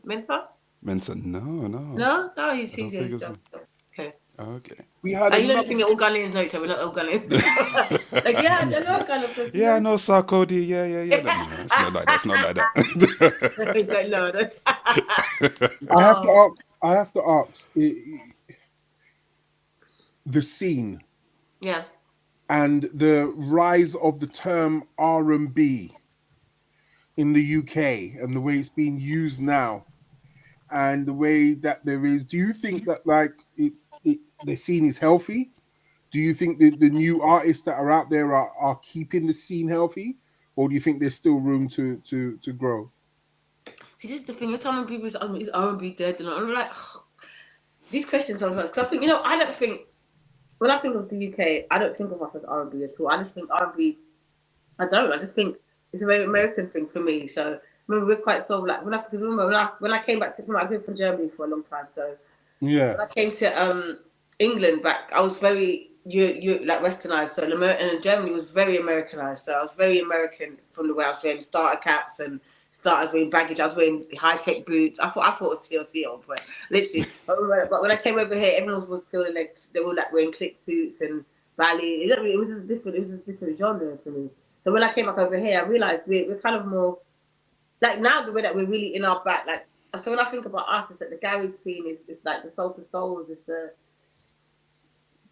and we actually could even say maybe Neo Soul started out with us more in the sense because we were the whole the soul to souls and the Donnies and the Young Disciples and. But you're right. Neo Soul started here. It did, didn't it? Right? Yes, it did. Yeah. Angie Stone said it before she died. Yeah, because I think when people like Erica Badu come and they're like, "Yo, Omar, Flowetry," like, yeah. Then like, but again, for me, I remember R&B. When I think of R&B, I've been listening to Usher recently. I want a penny for your butts, a nickel for your kiss. I will. Yeah. Like just like, but there's certainly even like Jodie C, and you're thinking about Mint Condition. So when I think of R&B, especially nowadays, I feel like I haven't heard anything over here that's made me go, "Yo, this is its own thing." So I think there's some dope artists. I love Cherry V. I love Shea Universe. I think Sasha Kee's got a nice voice. Shea Universe, yeah, Shea Universe. But at the same time, for me, I haven't heard anything that I think, and this is not in the bad because I think they're all dope, but not the way that how when I've heard of Sunshine Anderson or when I've heard of Erica Badu, that is just literally, or even when I hear her or Mooney Long's made for me. Like, I've not heard a record over here that I could say that I can't remember. I don't even know the many names. It's just terrible thing. And please don't take it personal, guys. It's just that I'm from that genre. I'm from that generation. Emma V. Yes, she's dope. She's dope. But I don't. The songs I've never heard them. Yeah, okay. I understand what you mean. Who's kicking it right now? I'm just trying to think.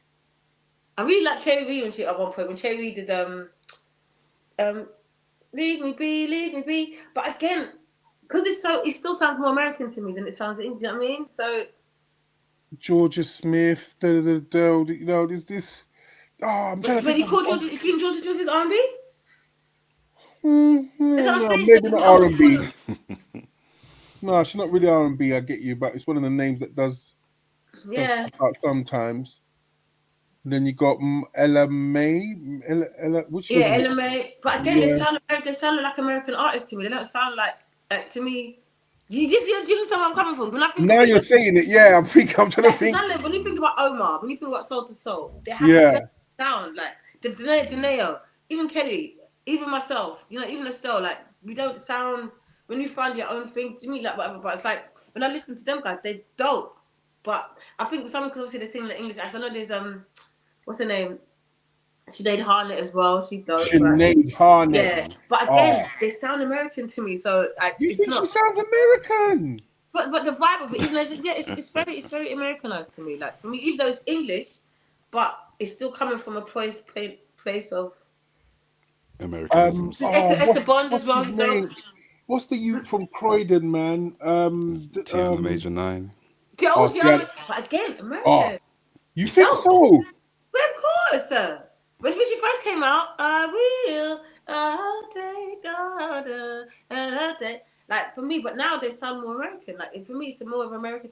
R&B is an American thing for me more than I don't think of UK and think R&B. I think we're more because remember we come from the mods, we come from the ska, the reggae. Like there's so much mixture with us now. So when I think of us, the reason why I say that because when I came over to England, I was trying to do my American accent. Because even when I'm singing an American accent, everyone thought I was American until I started making songs like Heartbeat and making my own. Yeah. That's when everyone started to say, "Oh, she's from the UK," and heard me speaking, and I kind of found my own genre. So I've never really people. Oh, you should make an R&B album, but I would have probably done if I was in the States. I probably would have made an R&B album, but I don't think I just and I know people might take me for it. No, we're just having a discussion. People are listening to what we're talking about. Yeah. That's his name. I think R&B. Dornick, yeah. Have you heard of Dornick? No. Dornick, oh my, I'm gonna have to send you his stuff, man. He's Yeah. bad man. Yeah. Bad. But saying that, see, Children of Zeus now, for instance, Children of Zeus, in a way, they kind of are, well, but then again, Children of Zeus, the reason why I think, because they have an American, they're from Manchester, thing, but there's an American neo-soulish R&B sound. They've taken the elements of that neo soulish thing, but they've definitely kept it their thing. That's the one thing about them. They've got a sound that They got a sound, but it's man. definitely, but they could fit into the R&B. You would say R&B thing, but they've got their own thing. Yeah, exactly. But they've got their own thing going on. But again, it's still. I think why I gravitated to them the most because I was heavily influenced by R&B, and which is for me very American. Because when I was in Germany, that's what I heard. And everywhere I go around the world, that's R&B. But when you hear Soul to Soul now, or Omar or Misha Paris, you know what I mean? That was a very. And even me working with James Yard, I think he really, when I came to remember the records that I got signed with were like when I think about Loveful, it started because I was inspired by Music Soul Child, dun, dun, dun, dun, dun, dun, dun, dun, at the beginning it goes dun, dun, dun, dun. So that's one of the reasons why I love the first album, but I feel like it wasn't me because it was influenced by so many different other people. Yeah. Down. So it was like, and it was kind of written, it was like a certain thing, but when James did Drawing Board, it really set me apart, and I think that's what gave me my lane. I think really because Drawing Board was everyone in the States I heard they were like, "Yo, what the fuck is this? This is crazy. What the fuck?" Everyone came like, "Yo, what the fuck?" Yeah, it's such a shuffle on it. And that gave me, and that was some. And what do you call it? R&B? What do you call it? Neo? So I don't know what you call Drawing Board. Drawing Board has got its own little scatty, jazzy. But it was just dope. There is that thing now. I hate labels, but new jazz. And I think that's where Children of Zeus and what's the guys from West London called, man? Blue Lab Beats. Yes. Bad but boys. I'm saying, I think for me, boys. I don't care what anyone said. Them boys, they're dangerous, boy. Yeah, they're dope. But then it's like a Robert Glasper. But I think, as you said, I don't like labels or anything. So because I've ended up making songs, and I've got like an anthem nearly every genre. Like there's a song that I've got in a drum and bass one called Light in the Dark. Like it's apparently every drum and bass guy did. I'm running from it's produced by Spectre Soul, and I got to meet Goldie, all these different people for it. And they're like saying, "Yo, this one song they always play in their sets." And then Heartbeat, Black Coffee, and people follow me because of Heartbeat. So there's so cool. I've got a song called Missing You.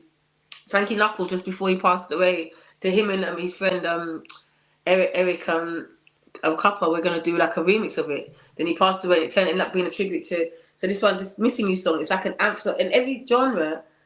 Because I've stopped allowing people to go, oh, but you're, even when people say to me, you're a soul singer, I'm like, no, I'm just a singer. But I am a soulful singer. So I'm a soul singer. So everything I do is soul in it. So when people say R&B, I think soul. It's soul, man. Yeah, I definitely think R&B has sub branches underneath it. Soul, soul. It goes in slow jam is another different genre, rare, so forth. So I just think that even to answer your question that I put out, I just think that there is finally, to me, a scene in the genre. I definitely think there is, because I could easily, like you just said, jump back 10 years ago. There was not. There wasn't. And it felt like Everyone was like Afro beats, drill. You know what I mean? Everything else. Now, like you said, we're going to Sinead Harnet's concert. We're going to Emma V's concert. We're going to, you know what I mean, solo thing. There's so many. No, you're right. Because sorry. No, go on. Yeah, no, but you know what? I think, and I think because when I was started out, they all kind of kept trying to put me into this neo soul bracket, and then it was this artist. So I think I removed myself, and so disconnected. So when I came back now, as you said, I saw such a people must have sold that cocoa the other day. I see all these different people, and even Children of Zeus selling that cocoa that time. And I know it was done because when I started out, I sold that show by myself. You know what I mean? But then because no one was, it felt like I was the only one doing it. I didn't kind of remove myself from it and started doing music. But now, that's why I think I don't really think of it as a scene. I just feel like people are doing well, and they've crafted their audience, and they found their way through in it. But I guess you say there's a scene, and if when you say there's a scene, I think it's just a scene of people that are just dope. Yeah, Kaleem Taylor. That's who I'm trying to remember. I love Kaleem Taylor. Bad boy. Yeah, he's bad. I don't care what anyone says. They can pause me as much as any time. I like his voice. But again, I think he's American. He sounds American. Voice. He sounds American to you. Of course it does. It's American sound. It's like it sounds. No, that can't be. No, don't say that. You think his sound is American? His song, that's one of my favorites. Out of control. It's one song that I love actually. But to me, it sounds for me stepping away from it, from just doing what I'm doing. If I heard it, it sounds like an R&B record, or it sounds like an American. Could be an American person singing it. See, this is I don't know. You're in it though. Remember, you're DJ. No. It's good that we're having it because remember, it's an artist and a DJ talking about the same thing, but then how the sonics, you know what I mean, appear to us in that way. So that's why I'm trying to get it in how you're hearing it. Because when I heard Kaleem Taylor and he hits those, baby, when he starts going. When he starts going up there, I'm like, yo, brother. Stop. Some the D'Angelo vibe, isn't it? Kind of like it's got a little right. Vibe. That's what I'm trying to say. But then that's American. So there you go. I get what you're saying.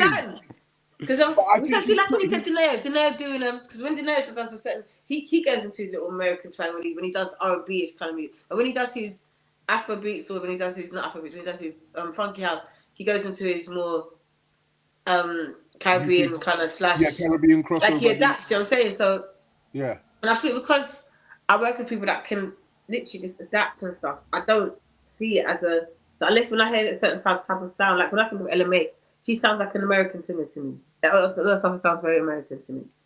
So and actually Shay Universe because she sings in an English accent, right? Shay. Who, Shay? Yeah. Yeah. But and Etta Bond as well, like they sing in an English accent, but they sing. Etta. But they're all listen. They're all dope. There's a few people. But again, I think because I think because I'm 45, so I've come from this jungle of not needing anyone to tell me permission on what anything is. What I'm doing, whatever I'm doing is what it is. So you can't put me in no box about R&B. If I put out a record, this is it. You know what I mean? Like this is it, and this is the record. Like this is not gonna fit. Like like when Rihanna came out and she put out a record. At one point it wasn't R&B. They were playing because it's Rihanna. You know what I mean? And I think this is what I think people need to get to. And I think the genre, the time when I came in is what I came from, where the art, like Usher, you remind me of like whatever, like, but you play it because it's an Usher record. It wasn't even just R&B. If it's a dope record, it was a dope record. Yeah. I think because I come from that genre. Then when people do this whole, what is the genre? We can't play it because I'm like, is it good? That's what I think in the Mountain Pot. Yeah, it's right. It's not about genres. Right. It's about is it dope? You know. Yeah. So I'm not really, when people ask me these questions, I'm not very good at it. So sometimes I might offend people. I'm like, for me, if it's not hitting me like that, because if I'm not playing it at home, Children's News, I had it on repeat. I could not believe I couldn't believe what I was hearing. I was like, from beginning to end, the whole record from beginning to end, it's literally a masterpiece as far as I'm concerned. Like to me, I put it up there with the Miseducation, and there's not because. Also because I'm personally invested, but also because it really spoke to because they really was speaking just certain songs on It's All On You, like there's bare tunes on there, high vibrations, there's vibration, my god, vibration, Kintsugi, and from Hoodmare, like they talk, it just felt so honest and authentic, and it didn't feel like they were and there was something about that first album, it felt like they were in a place of like, yo guys, we've been doing this now, like I don't give a fuck if you don't get it. This is what we're doing. Do you know what I mean? But then the second album obviously was a bit more like back because when we went through COVID and you could, but again the vulnerability you heard, there was an honesty about it. There was an honesty in like, guys, there's a verse that Tyler says and he goes, fuck the hand that was dealt. You fuckers didn't see the hand that was played. I was like, no. Because I related to that so much because it's like, what happened to you? But you didn't just see what I just did. Okay, you're gonna get it in years to come, and then you're gonna understand what I did there. So many things on that record made me go, I had to keep listening to like, what? And I'm trying to remember the bar on his solo project because he done a solo project, didn't he? Yeah, 40 and there was a bar that he said there's something about I do something versus get my verses Oh, people pay me for verses. Oh, what's the bar? Oh, I'm gonna find it. After hearing But people it. don't understand. And the thing is, you catch, and this is like Kendrick Lamar. Sorry, right now he's my favorite of all time. And the thing is, I liked Kendrick Lamar before, but I wasn't. I must have fell asleep because everyone, when people hype up an album, I listened to the album. I must have fell asleep because I was just tired. I like to fall asleep. So I woke up to Gloria. You know, depending when he's one of him and SZA. Okay. And he says about when so the song, if you listen to Gloria, it said, me and my bitch got a complicated relationship. So obviously I'm thinking talking about his woman, but at the end he's basically saying, but that bitch is my pen. Because when I listen back to Turn the TV, listen, but I woke up to Don't for forever, but no, I really listened to SZA's verse as well, because I never really listened to SZA like that, neither. I like her, but I was not. That song made me made me go back and go, okay, let me check these out. Let me listen to them properly now, because before it was always like, but I don't really go with hype. So, but when he did, then I listened to the album, and every word now, I'm like, because he's also in a place of honesty. He's saying, listen, I was literally in a place of hurt. Right now, I'm here for healing. I'm here with God now, because I was putting a lot of people in fear, and I was telling them about, and certain things happened to me. I was being quite, projecting my shit onto people. That's the whole Drake thing. He's in a place of like, I'm here for healing right now, and I've been here for healing for a long time. So, and I heard him. I heard the God in him, and I'm not saying I'm not religious. I'm not necessarily. I'm a spiritual person. I believe in a higher power. I don't necessarily, but I just know that God there's something bigger than us out here. It's not. Yeah. So when he's saying that, so when he's doing them, they not like us. My dad will start stuttering. My dad's here. Dad, go away. They not like us. And then even the A minor line again. Things like it took me a while to realize that he says A minor. I thought he meant A minor is in the note, but A minor. Yeah. The whole thing is like just layers and layers. People like those artists like that. This is why I'm excited to be here to talk, because I'm like, and remember he's done albums and albums until he got to this album. Until he got to this one, yeah. He shut down the world. He shut down the world with a diss track. Listen, and remember, the diss track is not even on the album. Shut down the world. He shut down the world. The diss track is not even on the album. The diss track is not even on the album. I know. So he waited, and then Drake, no matter everything Drake does now, it just feels like just shut up. Yeah, you know what cracked me up? Be quiet. Is the I've released a new album and it's gone to number one. Straight after I just got dissed across the whole world. My album's gone straight to number one immediately. And then when they heard the album, it's nonsense. Him and Reach the Weekend. Like, Party Next Door or something. Yeah. How much I don't care. See? Yeah. I'm like, what's that? Number one album. And the thing is, because I think Drake is actually a good artist, but I think when he said you're colonized, and I think he's not. I don't think even Drake meant. I think Drake was probably coming from a place of, oh look, I'm using my platform, let me help everybody. But sometimes, because I did that at one point when I was signed, and I was like, oh, I can help you use my platform to really elevate. I'm helping you. Some people don't realize how condescending that can be to an artist that has kind of got their own thing going on. And yes, you might be using my platform, I'm introducing to people, but you've got your own thing now. Do you know what I mean? And I think, but because instead of him just humbling himself, his ego and his feelings, and then it just, and everything he's written since has just been shit. So it's like, my heart. And then Kendrick's just like, please, just go away. Following on from that, we had a question from Leon Henry, who said, is there any artist you would like to collaborate in the future? You know what? Because I know you even stopped yourself earlier saying there's stuff coming. So what's coming? I can't talk about it yet. But it's not someone that everyone knows. But it's someone that I think deserves to get their flowers. And I think I'm more about that. I don't think I really want to work with people that are really. Like, it has to be someone that inspires. It might be you, Dave. Like, listen, when I hear your Killer Renee, I'm like, yo, this sound. You know what I'm saying? Because for me, sometimes it really is. Because when back in the day, when I started out, I didn't know who a lot of people were, and I found out after that person might have been that person. But Deneo, again, I realized that Deneo was Beverly the Blue Dress. I've known Deneo for years, didn't realize it was him. So even with Children of Zeus, I met them years before. Like Connie and them, they must have DJ'd that, must have opened up for me DJ at my gig in Manchester when I first came on my first album. Me and Ty, I didn't know that I'd met all these people before they became who they became. So I would always work with people that are just speaking that just authentic and speak their truth. So yeah. So what's coming? Give us what?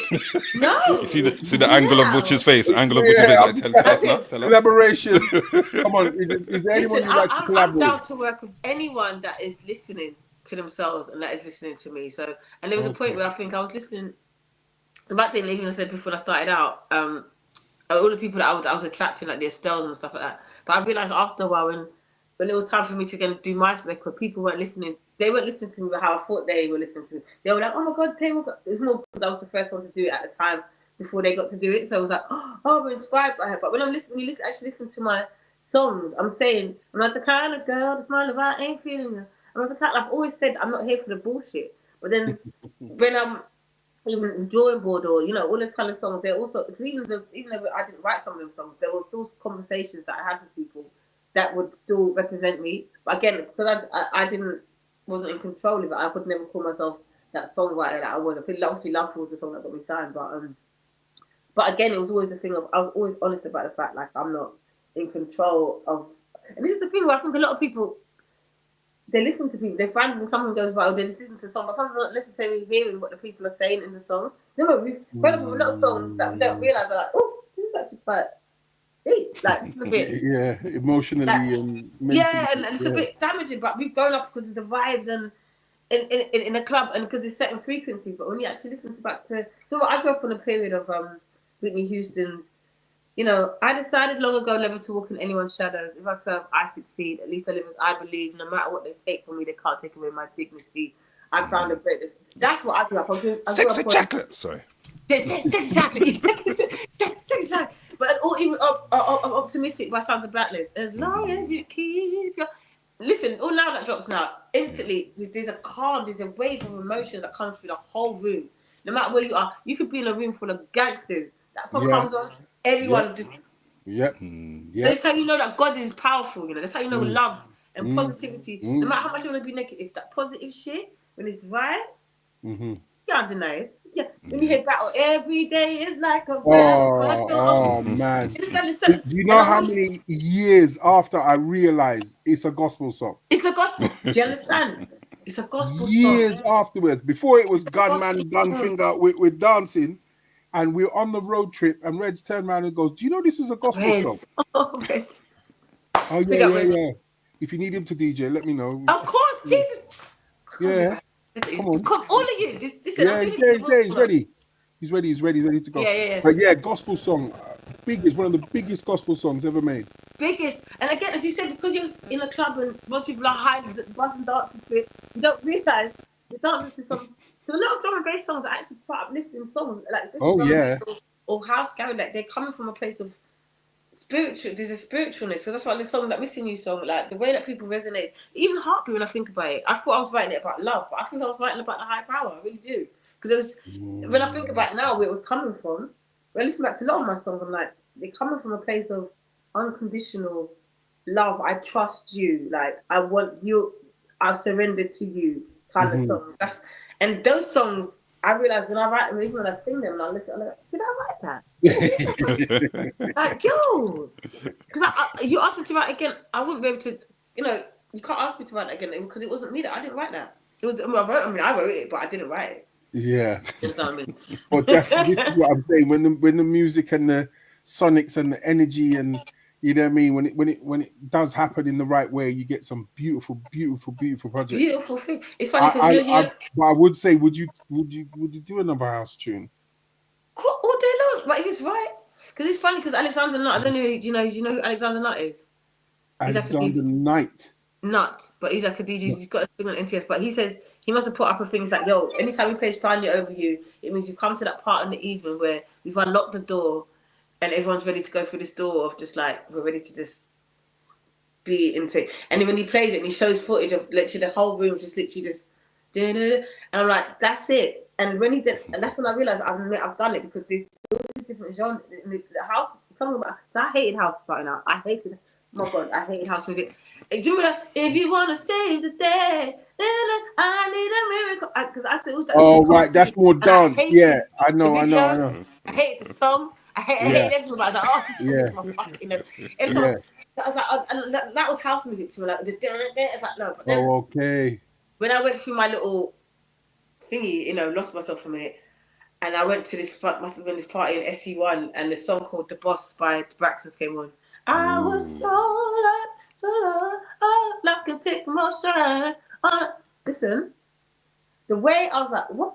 How the fuck did I look? How did I look? What's wrong with you? So you didn't catch the 05, 06 buzz with Cure and the Cause. See, all of that. Because remember, I was still signing. I was still Terry Walker, and I was still signing to Def Jam then. So I was still doing my whole. So even as I said, by the time it came for me to do my thing, so obviously my sister's from Coliseum. My sister's a Coliseum days girl. She's from all that. Yeah. So remember, I didn't come from that. I come from Germany. I was happy to be here. Ha ha ha. All the guys, they were ahead of their time. Everyone's buzzing off their tits in Coliseum, but they're on a different wave and they're feeling it. That now, like I wasn't on that. I didn't really drink like that back then. So I was just like, oh my god, guys, hey. Yeah, no, because when the funky house came out and Deneo had Devil in the Blue Dress and all of that stuff out, the soulful house element got more noticed and got mixed in with the UK funky. So there was a lot of vocal US garage and a vocal US house that got called UK funky, but it wasn't. It wasn't. So that's why things like Cure and the Cause, you know what I mean? Loads of tunes. Was it Little Man? Times Spent? All of that got remixed and pushed into that UK funky bracket, and it wasn't UK funky. It wasn't. So how do you feel? So for you as a DJ, though, because obviously sometimes I just hear and like people call it something. Do you know, like when you guys hear stuff, do you instantly can you instantly see that this is a shift or is it something? Because obviously that's as DJs when people send you stuff, you're like, this is this and this is that, or do you guys catch it first? Do you get it straight away, or does something does it take? Oh no, I am I wouldn't say the slowest person to get it, but I get it. If you understand what I mean, in the sense of if it's instant, in the sense of like I can hear the beat and I hear what's going on and I see where you're trying to fit it in. I can smell it if it's going to work like a banger straight away. Okay. But if you're ahead of your time, like Deneo I, you know his song I. Do you know his song? No, that's Fly. I is the soulful one. I gotta get up, gotta keep going, gotta keep moving. How's it go? Better, man. Oh, how can I forget the words to I? It's his soulful. Please just Google it. Have you got a spare phone? To hear I. I is the track that turned it round for me because I didn't realize he was making all this jump up like hardcore UK funky stuff. But then this soulful tune came out of him and it was on a total different level. And then that's kind of what made me say, but wait a minute, what's all this soulful business? What's this? Because then I started realizing that you have got jazzy house, soulful house, deep house, Afro house. Yeah. You know what I mean? House starts breaking up into its own subgenres. And people get offended when you say the wrong thing. And this is the point. This is something like, they take it to this acid jazz. Jazz, acid jazz, new jazz. You know what I mean? It goes in. But yeah, sometimes I play to my friend. My friend is a house DJ. I'm like, what do you think of this song? No, that's this, that's that. I'm like, I just think it's good. It's dope. My friend's just another singer that I know, and she's very anthemic. You know, like is it Angie Brown and them lot? She likes the big, she likes that big jazzy house type house. Yeah. And, you know what I mean? I've sent her a couple of my beats. She goes, oh yeah, but you're not hitting me with that. It's hard, isn't it? Because you think you'd know, and then you're like, no, that's not it. You're like, oh, but I thought this. Yeah, that's what I've tried. You know what I mean? Because I said to her one day, you're gonna sing on one of my beats, and she goes, yeah, when you get it right. But I said, all right. That one. I saw that one. No, I can take it. I'm a maker. I'm not a producer. See, this is why you're still in it, because this is the thing. Like a lot of people I realize again in this industry.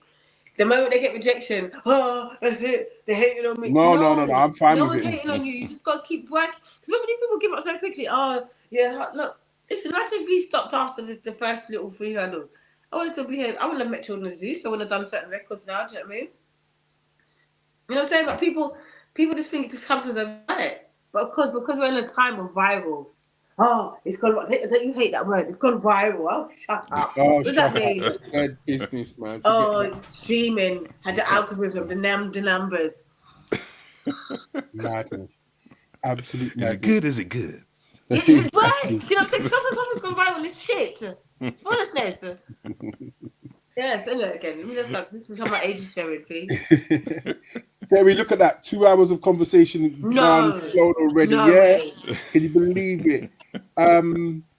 Your handle is going across the bottom at I am Terry Walker. Yeah.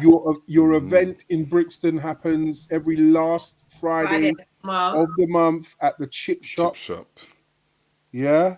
I've got celebrities on the deck this time, and Mammy Marissa performance is going to be a vibe. So it's free to get in, and it always get it early because it's that's next.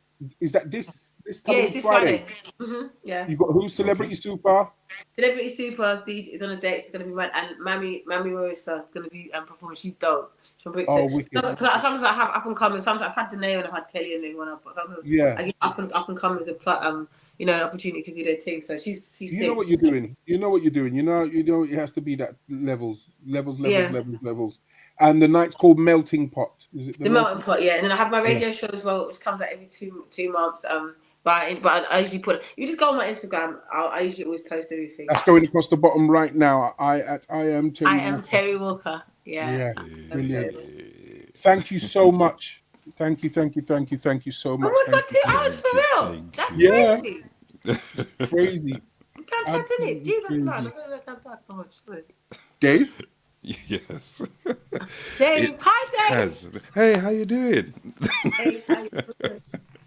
Yeah, it's been a lovely, lovely chat. 2 hours with the UK soil royalty that is Terry Walker in the yard, in the place. Awesome, Diva. Thank you. Oh, thank you, Awesome Diva. Yes.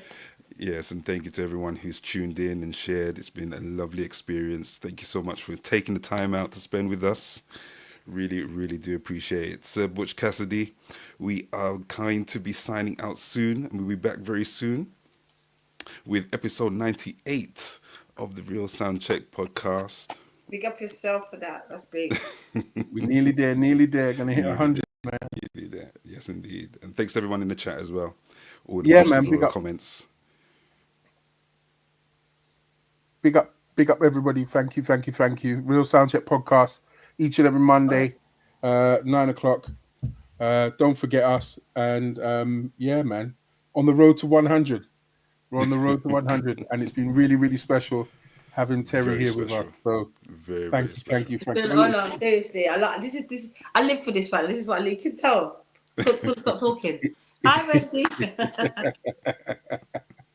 All right. Let's get out of here.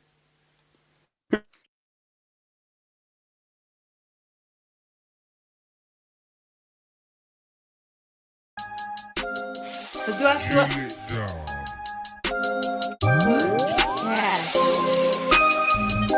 Jimmy.